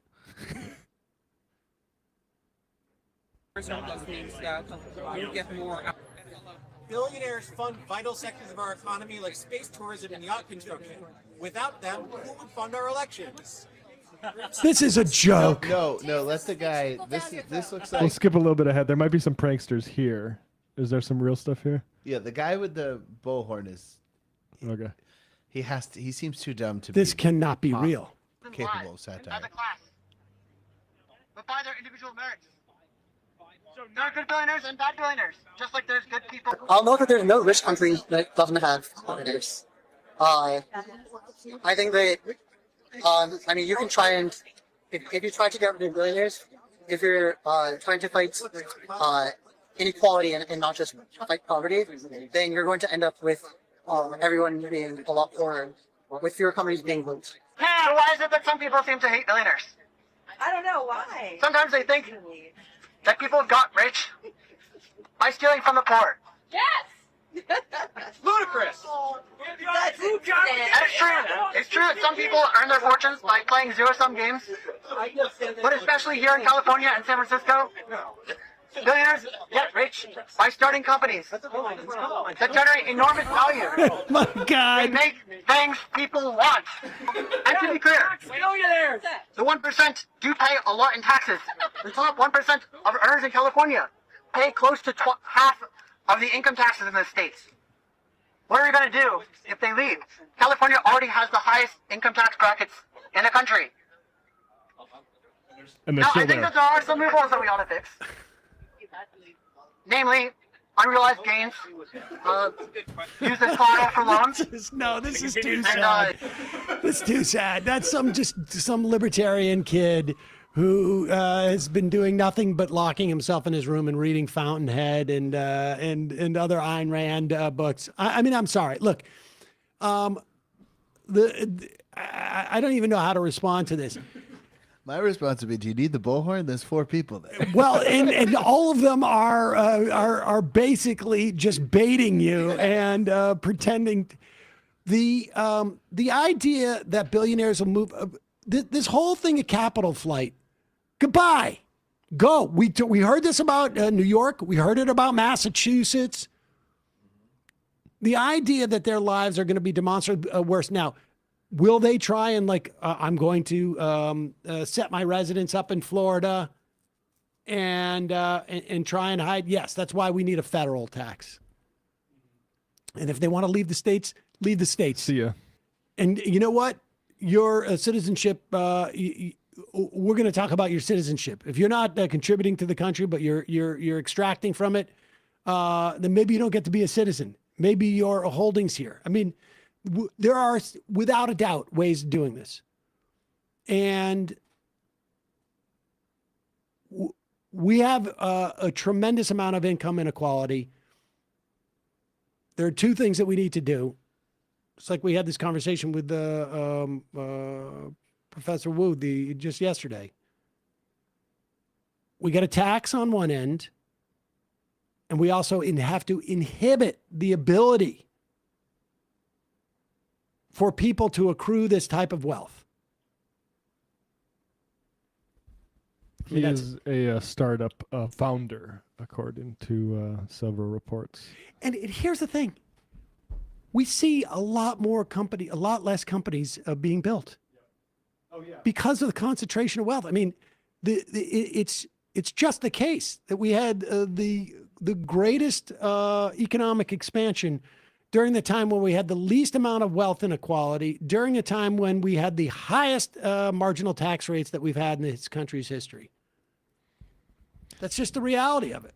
Yeah, I think it's like the Kaufman Foundation or whatever. We're at a very low point for new startup businesses because of monopoly compared to even 40 years ago. Well, in Tim Wu's book, he talks about how all those companies just buy up everything. They don't care if it's going to be successful. No, they buy it in the same way that you'd have you'd kill a newspaper story. Yep. Yeah, they felt burned by Twitter because they didn't predict that was going to blow up. And so now they're just buying everything. They buy everything. Yeah. Yep. All right, let's talk about the specter hanging over this country right now. And that is that it turns out the NFL is motivated by money and by viewership.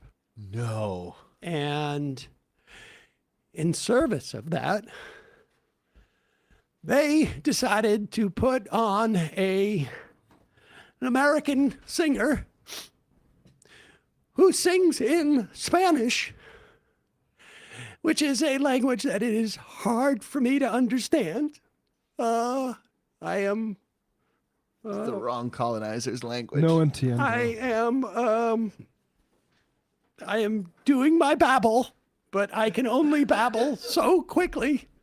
And it's really hard for me to understand when people are singing in Spanish, and I can't enjoy music unless I understand the lyrics. Like my favorite song, Louie Louie, Louie Louie. 1960. Here is Megyn Kelly carrying the torch. Great for balls me. of fire. Here's Megyn Kelly carrying the torch for me. Explaining to Piers Morgan, who's British and doesn't understand what the halftime show of the Super Bowl is supposed to be about. It's supposed to be not necessarily about American performance, because we had a lot of great non-American British rockers. Yeah. It's supposed to be about a celebration of English. The English language. Yes. Football, the English language. Football, it's about English language. Go ahead. I'm sorry, Piers, but to get up there and perform the whole the whole show in Spanish is a middle finger to the rest of America. Who gives a damn that we have 40 million Spanish speakers in the United States? Well, we you have do. 310 million who don't speak a lick of Spanish. This is supposed to be a unifying event for the country, not for the Latinos, not for Pause it for one 1 second. small group. Pause it but for 1 second. I don't mean to interrupt Megyn Kelly's bigotry or white supremacy. Latinos. But let me tell you something. Nobody said the Super Bowl halftime show was supposed to be a unifying event. It's just a show that it looks like a lot of people enjoyed watching. Yeah, exactly. A massively popular. I mean, maybe the biggest recording artist. I don't follow music anymore. If I don't know the lyrics, I can't enjoy it. 10 million who don't speak a lick of Spanish. This is supposed to be a unifying event for the country, not for the Latinos, not for one small group, but for the country. We don't need a black national anthem. We don't need a Spanish-speaking, non-English performer, and we don't need an ICE or America hater featured as our primetime entertainment. Okay, what is the national language officially? The national language of the United States of America. Who cares? I mean, English, and there's been a push for many years to make it an official. You don't have one. Documented thing. You don't have one. If you would have let me finish my comment, I would have pointed that out. But people have been pushing to make it official. Okay, right, so now you're trying to make official. This attitude that you have right here is why you in Great Britain have lost your culture. You ceded your culture to a bunch of radical Muslims who came in and took over, and now it's gone. We're not allowing that here. Whether it's Hispanic, whether it's Muslim, it's not happening in the United States of America. That's why President Trump was elected. And whether it's Bad Bunny, who is American but refuses to speak English in his performances, or anybody else, we have to keep the Super Bowl, which is a quintessential American event. Football, that kind of football, is ours. They call it American football. And the halftime show and everything around it needs to stay quintessentially American, not Spanish. They call it American football to distinguish it from soccer. It's not because of nationalism, you idiot. Call it American football.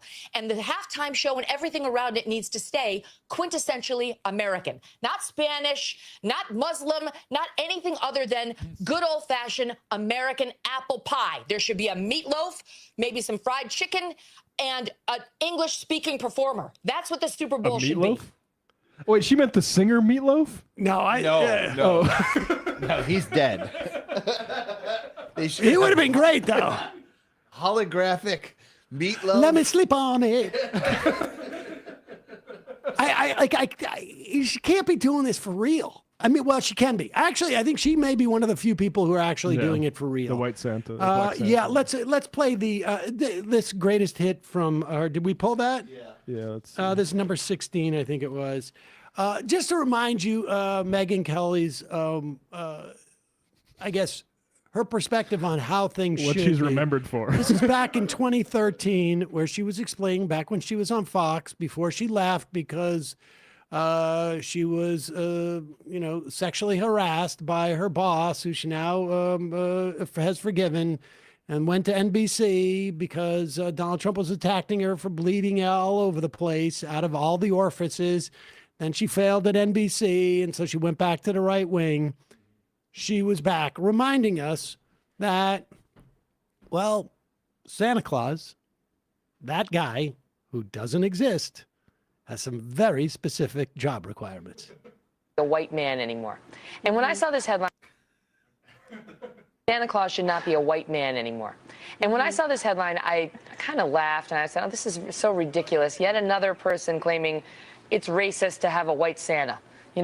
And by the way, for all you kids watching at home, Santa just is white, but this person is just arguing that maybe we should also have a black Santa. But Santa is what he is, and just so you know, we're just debating this because someone wrote about it, kids. Okay, I wanted to get that. How did you all learn? The kids who are watching the Fox News? Wait, Santa's not white? Not Santa's not real. Santa's not white. Santa is white. Santa's real. I heard it on the news, and he's actually a white guy.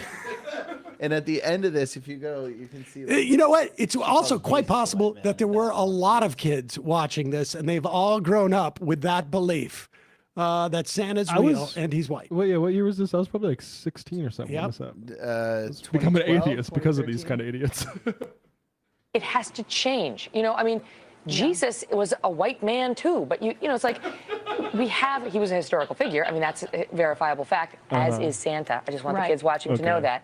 Yes. But my point is, how do you just revise it? So Jesus is a historically verifiable figure, just like Santa? Is that what she's doing that because of the kids. She doesn't want to, she both wants to pretend that Santa's real for the kids, but also that he's really, really white. Yeah. Like he's real and really white. I would just like Jesus was. He's He was really the real. Caucasian guy in that neighborhood. In Bethlehem. Yeah, exactly. Both these guys super real. They're super real. They're super white. Super real, super white guys, and they love being white.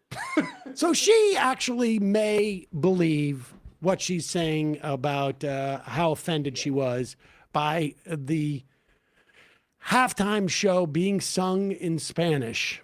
The numbers seem to bear out that people liked it. And, you know, seems to be rave reviews. Isn't Bad Bunny, doesn't he do well in terms of sales? I think he does okay, he yeah. might be Maybe not the Kid biggest. Rock level, but... Yeah, he's like right below Kid Rock. You're right.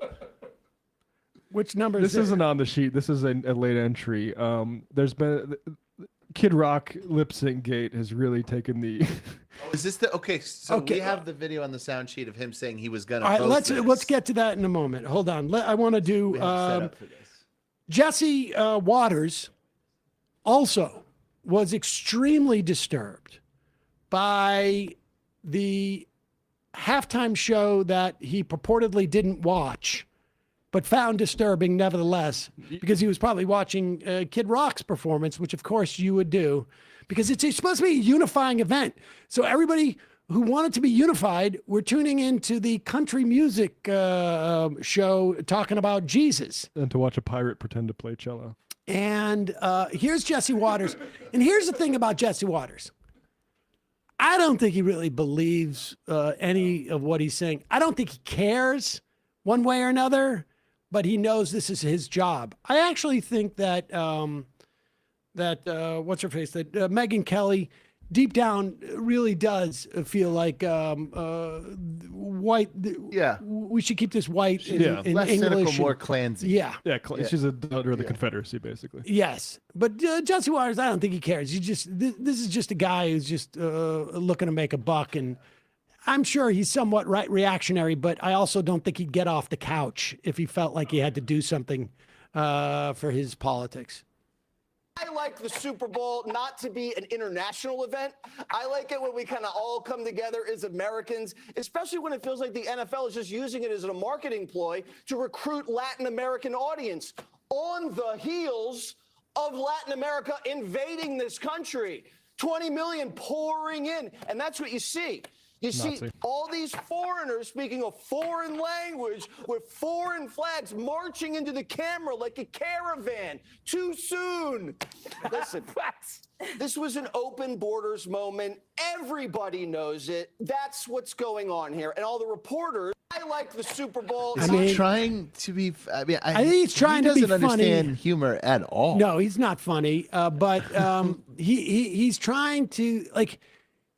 He's trying to both be hyperbolic and actually saying what he believes. Yeah, exactly. You know, the problem he has is both, like, you know, this corporation trying to get a worldwide, like, oh, are you upset that the NFL is trying to make money now?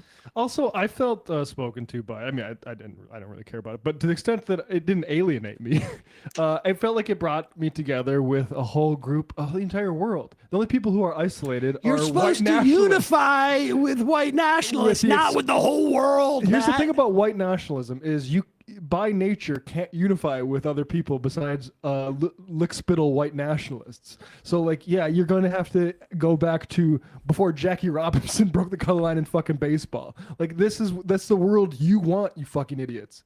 Let's just do number 13 here because Laura Loomer, not necessarily the brightest bulb. She's very powerful within the administration. Honestly, she seems to have like some type of big sway in getting people fired and whatnot. But here is Laura Loomer's comment, and it is fascinating. I do think that the conservative mind is one which is incapable of any type of nuanced thinking or understanding anything like metaphor or any whatnot. Irony, yeah. Here she writes, it's kind of ironic. Well, it's actually sort of ironic that that's the way she started off. Yeah, that's the irony. Yes. It's she was so close. I know. It's kind of ironic how Bad Bunny was dancing on an electrical post. So far, correct. Yes. At the Super Bowl halftime show, Puerto Rico isn't exactly known for having reliable electricity. He could have highlighted the electrical grid crisis in PR and done some good with his platform, but he chose degeneracy. This folds into itself so much, I can't even express it because, of course, he included the telephone poles for the very reason that she's pointing out and doesn't seem to get. An artistic element providing to reference exactly what she's talking about. Reference exactly.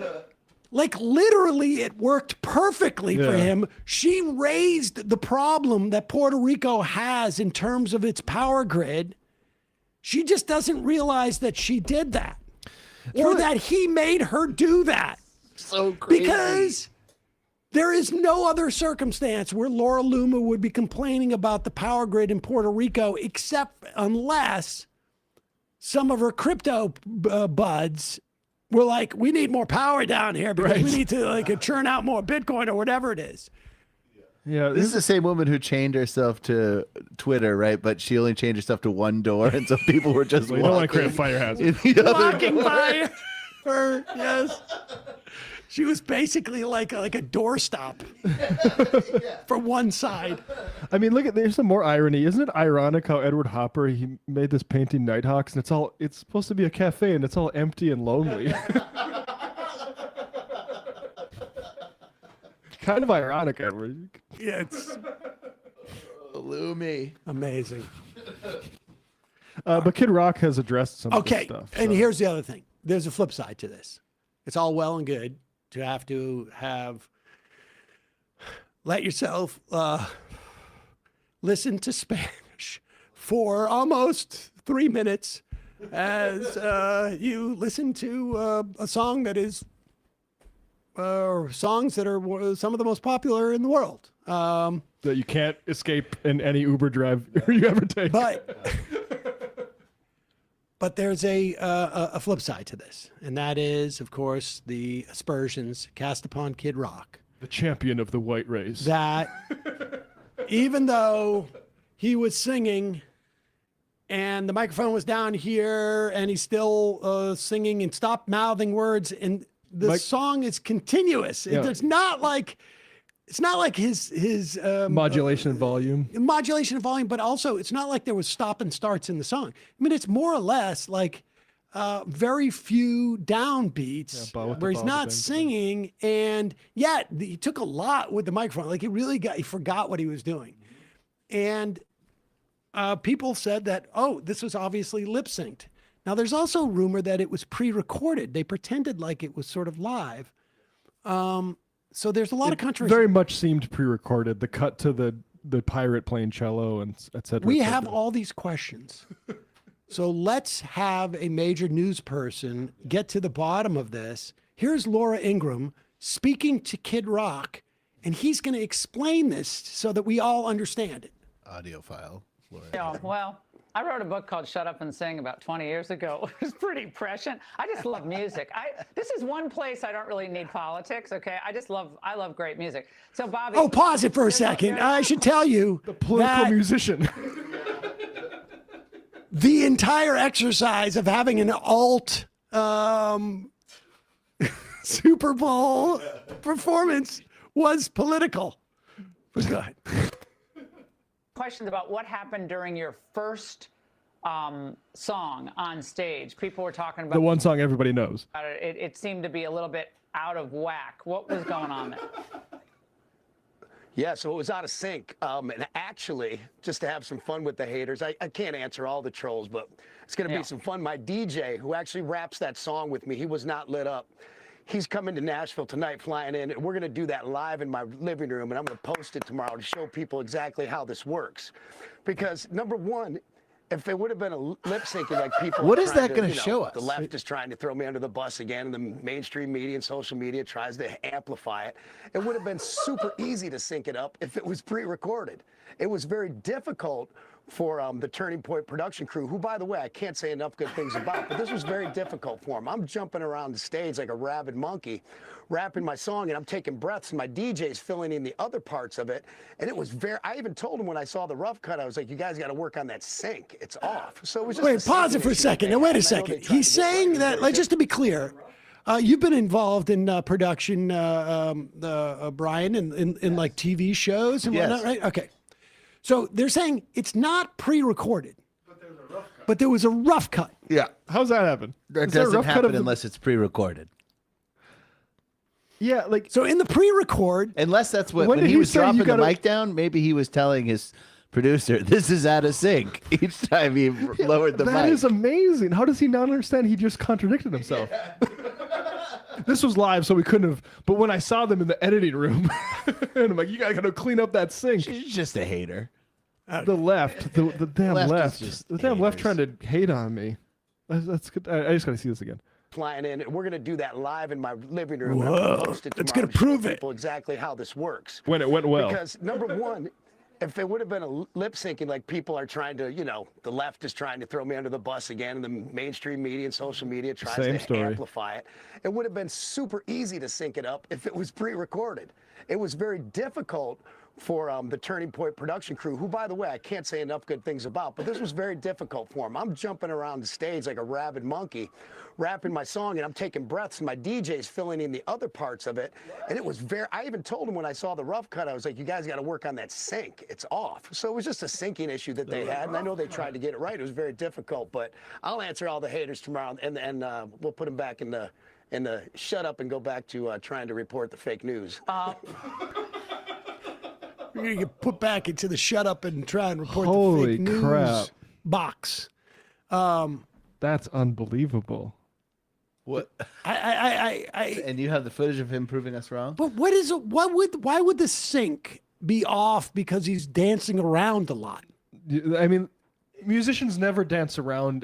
The technology hasn't been worked out to let a musical artist dance around on a stage and also perform. I don't understand what he means by sync. Like, is he saying that the audio and the video are out of sync? Yes, no, that's what he's saying. but what it sounds like is he was But that's not saying what's that the DJ backing track, because Yeah. it sounds like there's a DJ backing track, Right. was out of sync. But why would that implicate Why would the when rough he cut? brought the microphone up to his face? Yeah, like nobody's saying that the DJ backing track was misplaced.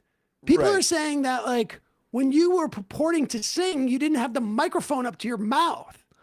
If Yeah, it was sometimes like a musician will play a backing That's track not a themselves. sync issue. No, and they'll jump in and out, especially with hip hop. But there was no volume change when the mic was to his mouth. There was no double Kid Rock voice. No. Yeah, he's there lying. that mic was not on. No, I think he's only arguing that somehow like it doesn't make sense that none of what he just said made sense. Yeah, no, you can't make it because again, there can't be a rough cut to something that went out live. Right. We're doing a live show right now. There's not going to be a rough cut of the majority. It's going to be rough. Where Sam's going to be like, "You're going to have to clean up that. You have to clean up that extra sound coming Guys, through that you've microphone." got to take out my stutter and all the ums and ahs. What is going What on? do you mean take it out for when it already went out live? Do it again.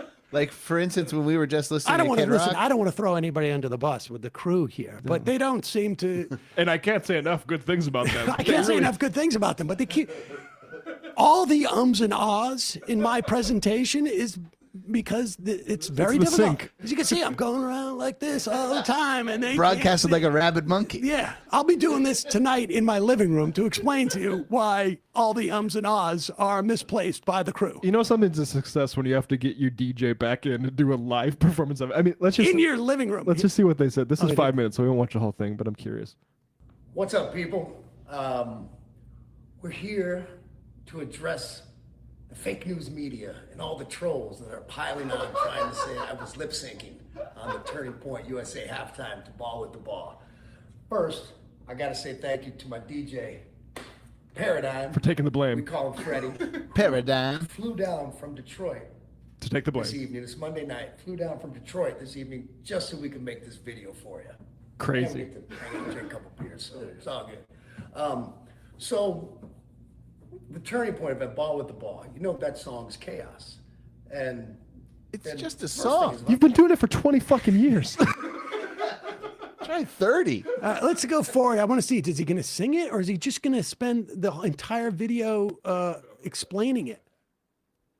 Where's a minute in? You know, we Yeah, taped this it, and sounds then they sent me a first cut. And my comment was, They sent me a first cut. they were trying to line up. First off, if we would have done it, if we would have recorded it and then played like we were singing it, lip synced it, it would have been pie. It would have been pie to line up.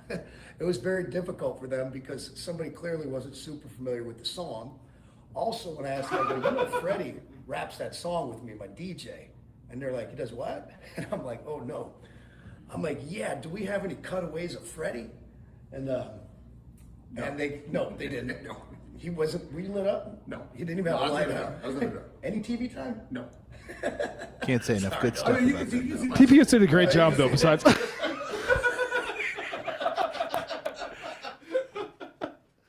Sounds like the haters he's addressing are the TPUSA. Yeah, it's really throwing them under the bus. Fake production crew. Put these guys in charge of the All right, Super Bowl. Keep going. Let's go a little further. I don't want to spend too much time on this. So they don't have that footage. Now it's extremely difficult for them to line up the sync. Could have been done if we had more time. I'm confident they could have got it right. I only got to see one edit. And I didn't think it was the end of the world. I saw what it was doing. The mic's coming down and the sync was off.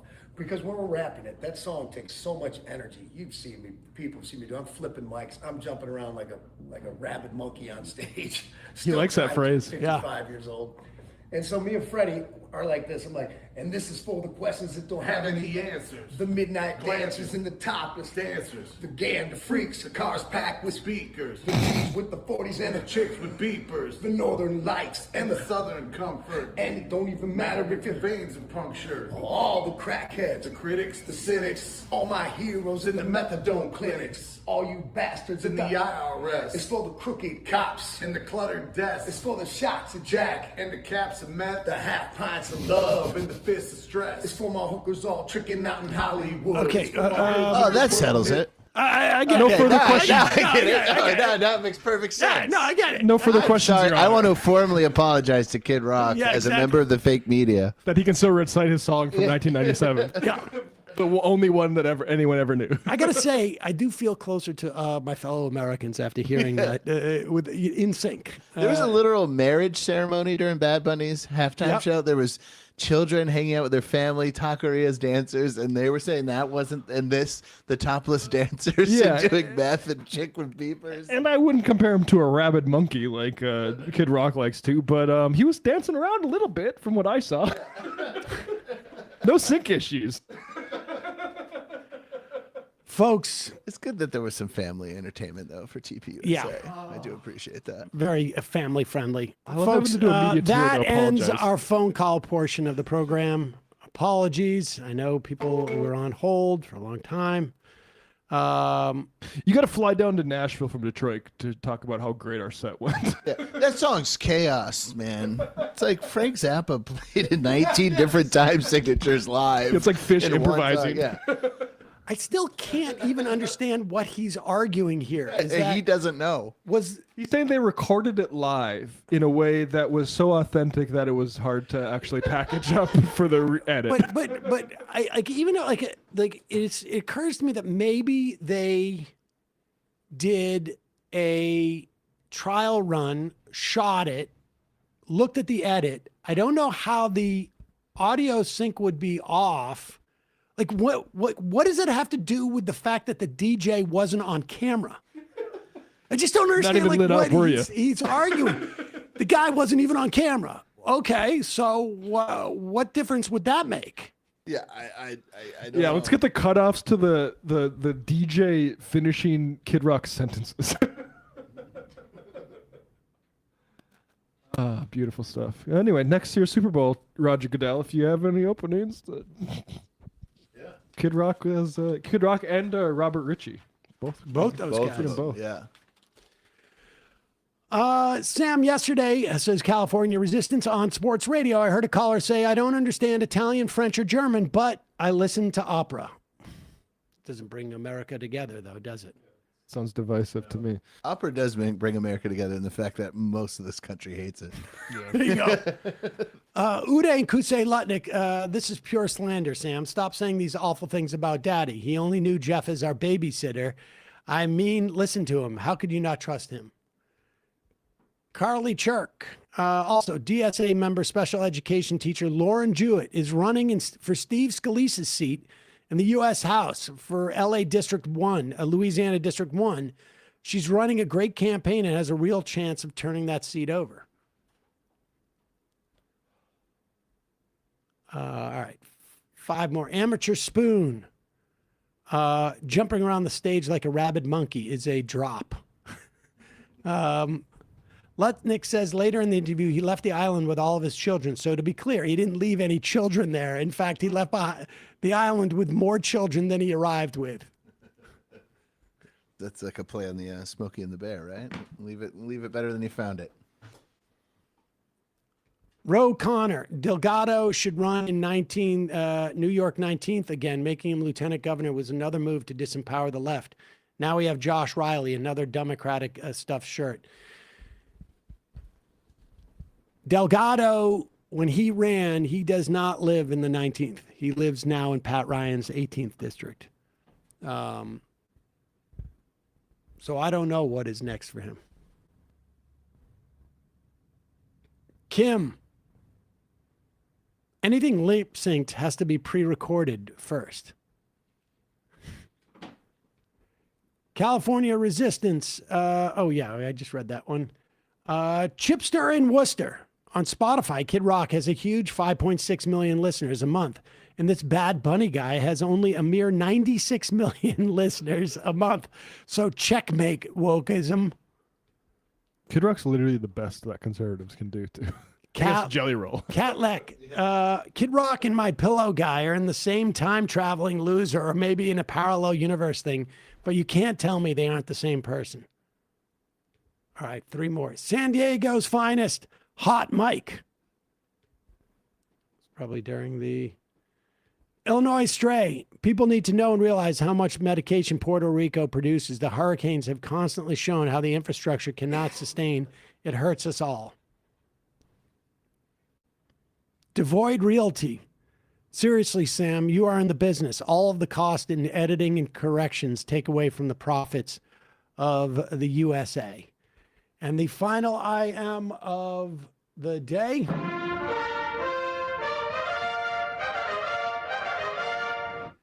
Tim Pool's Beanie. Those are the lyrics from the, quote, Christian Super Bowl show. There you go. All right, folks. See you tomorrow. It might take all the strength I got to get to where I want, but I know somehow I'm gonna get there. I wasn't looking when I just got caught between the truth and the light bar, but finding out won't make me feel any better. Yeah, I know the clock is ticking, but the meds are gonna kick in, and my pilot light shining bright.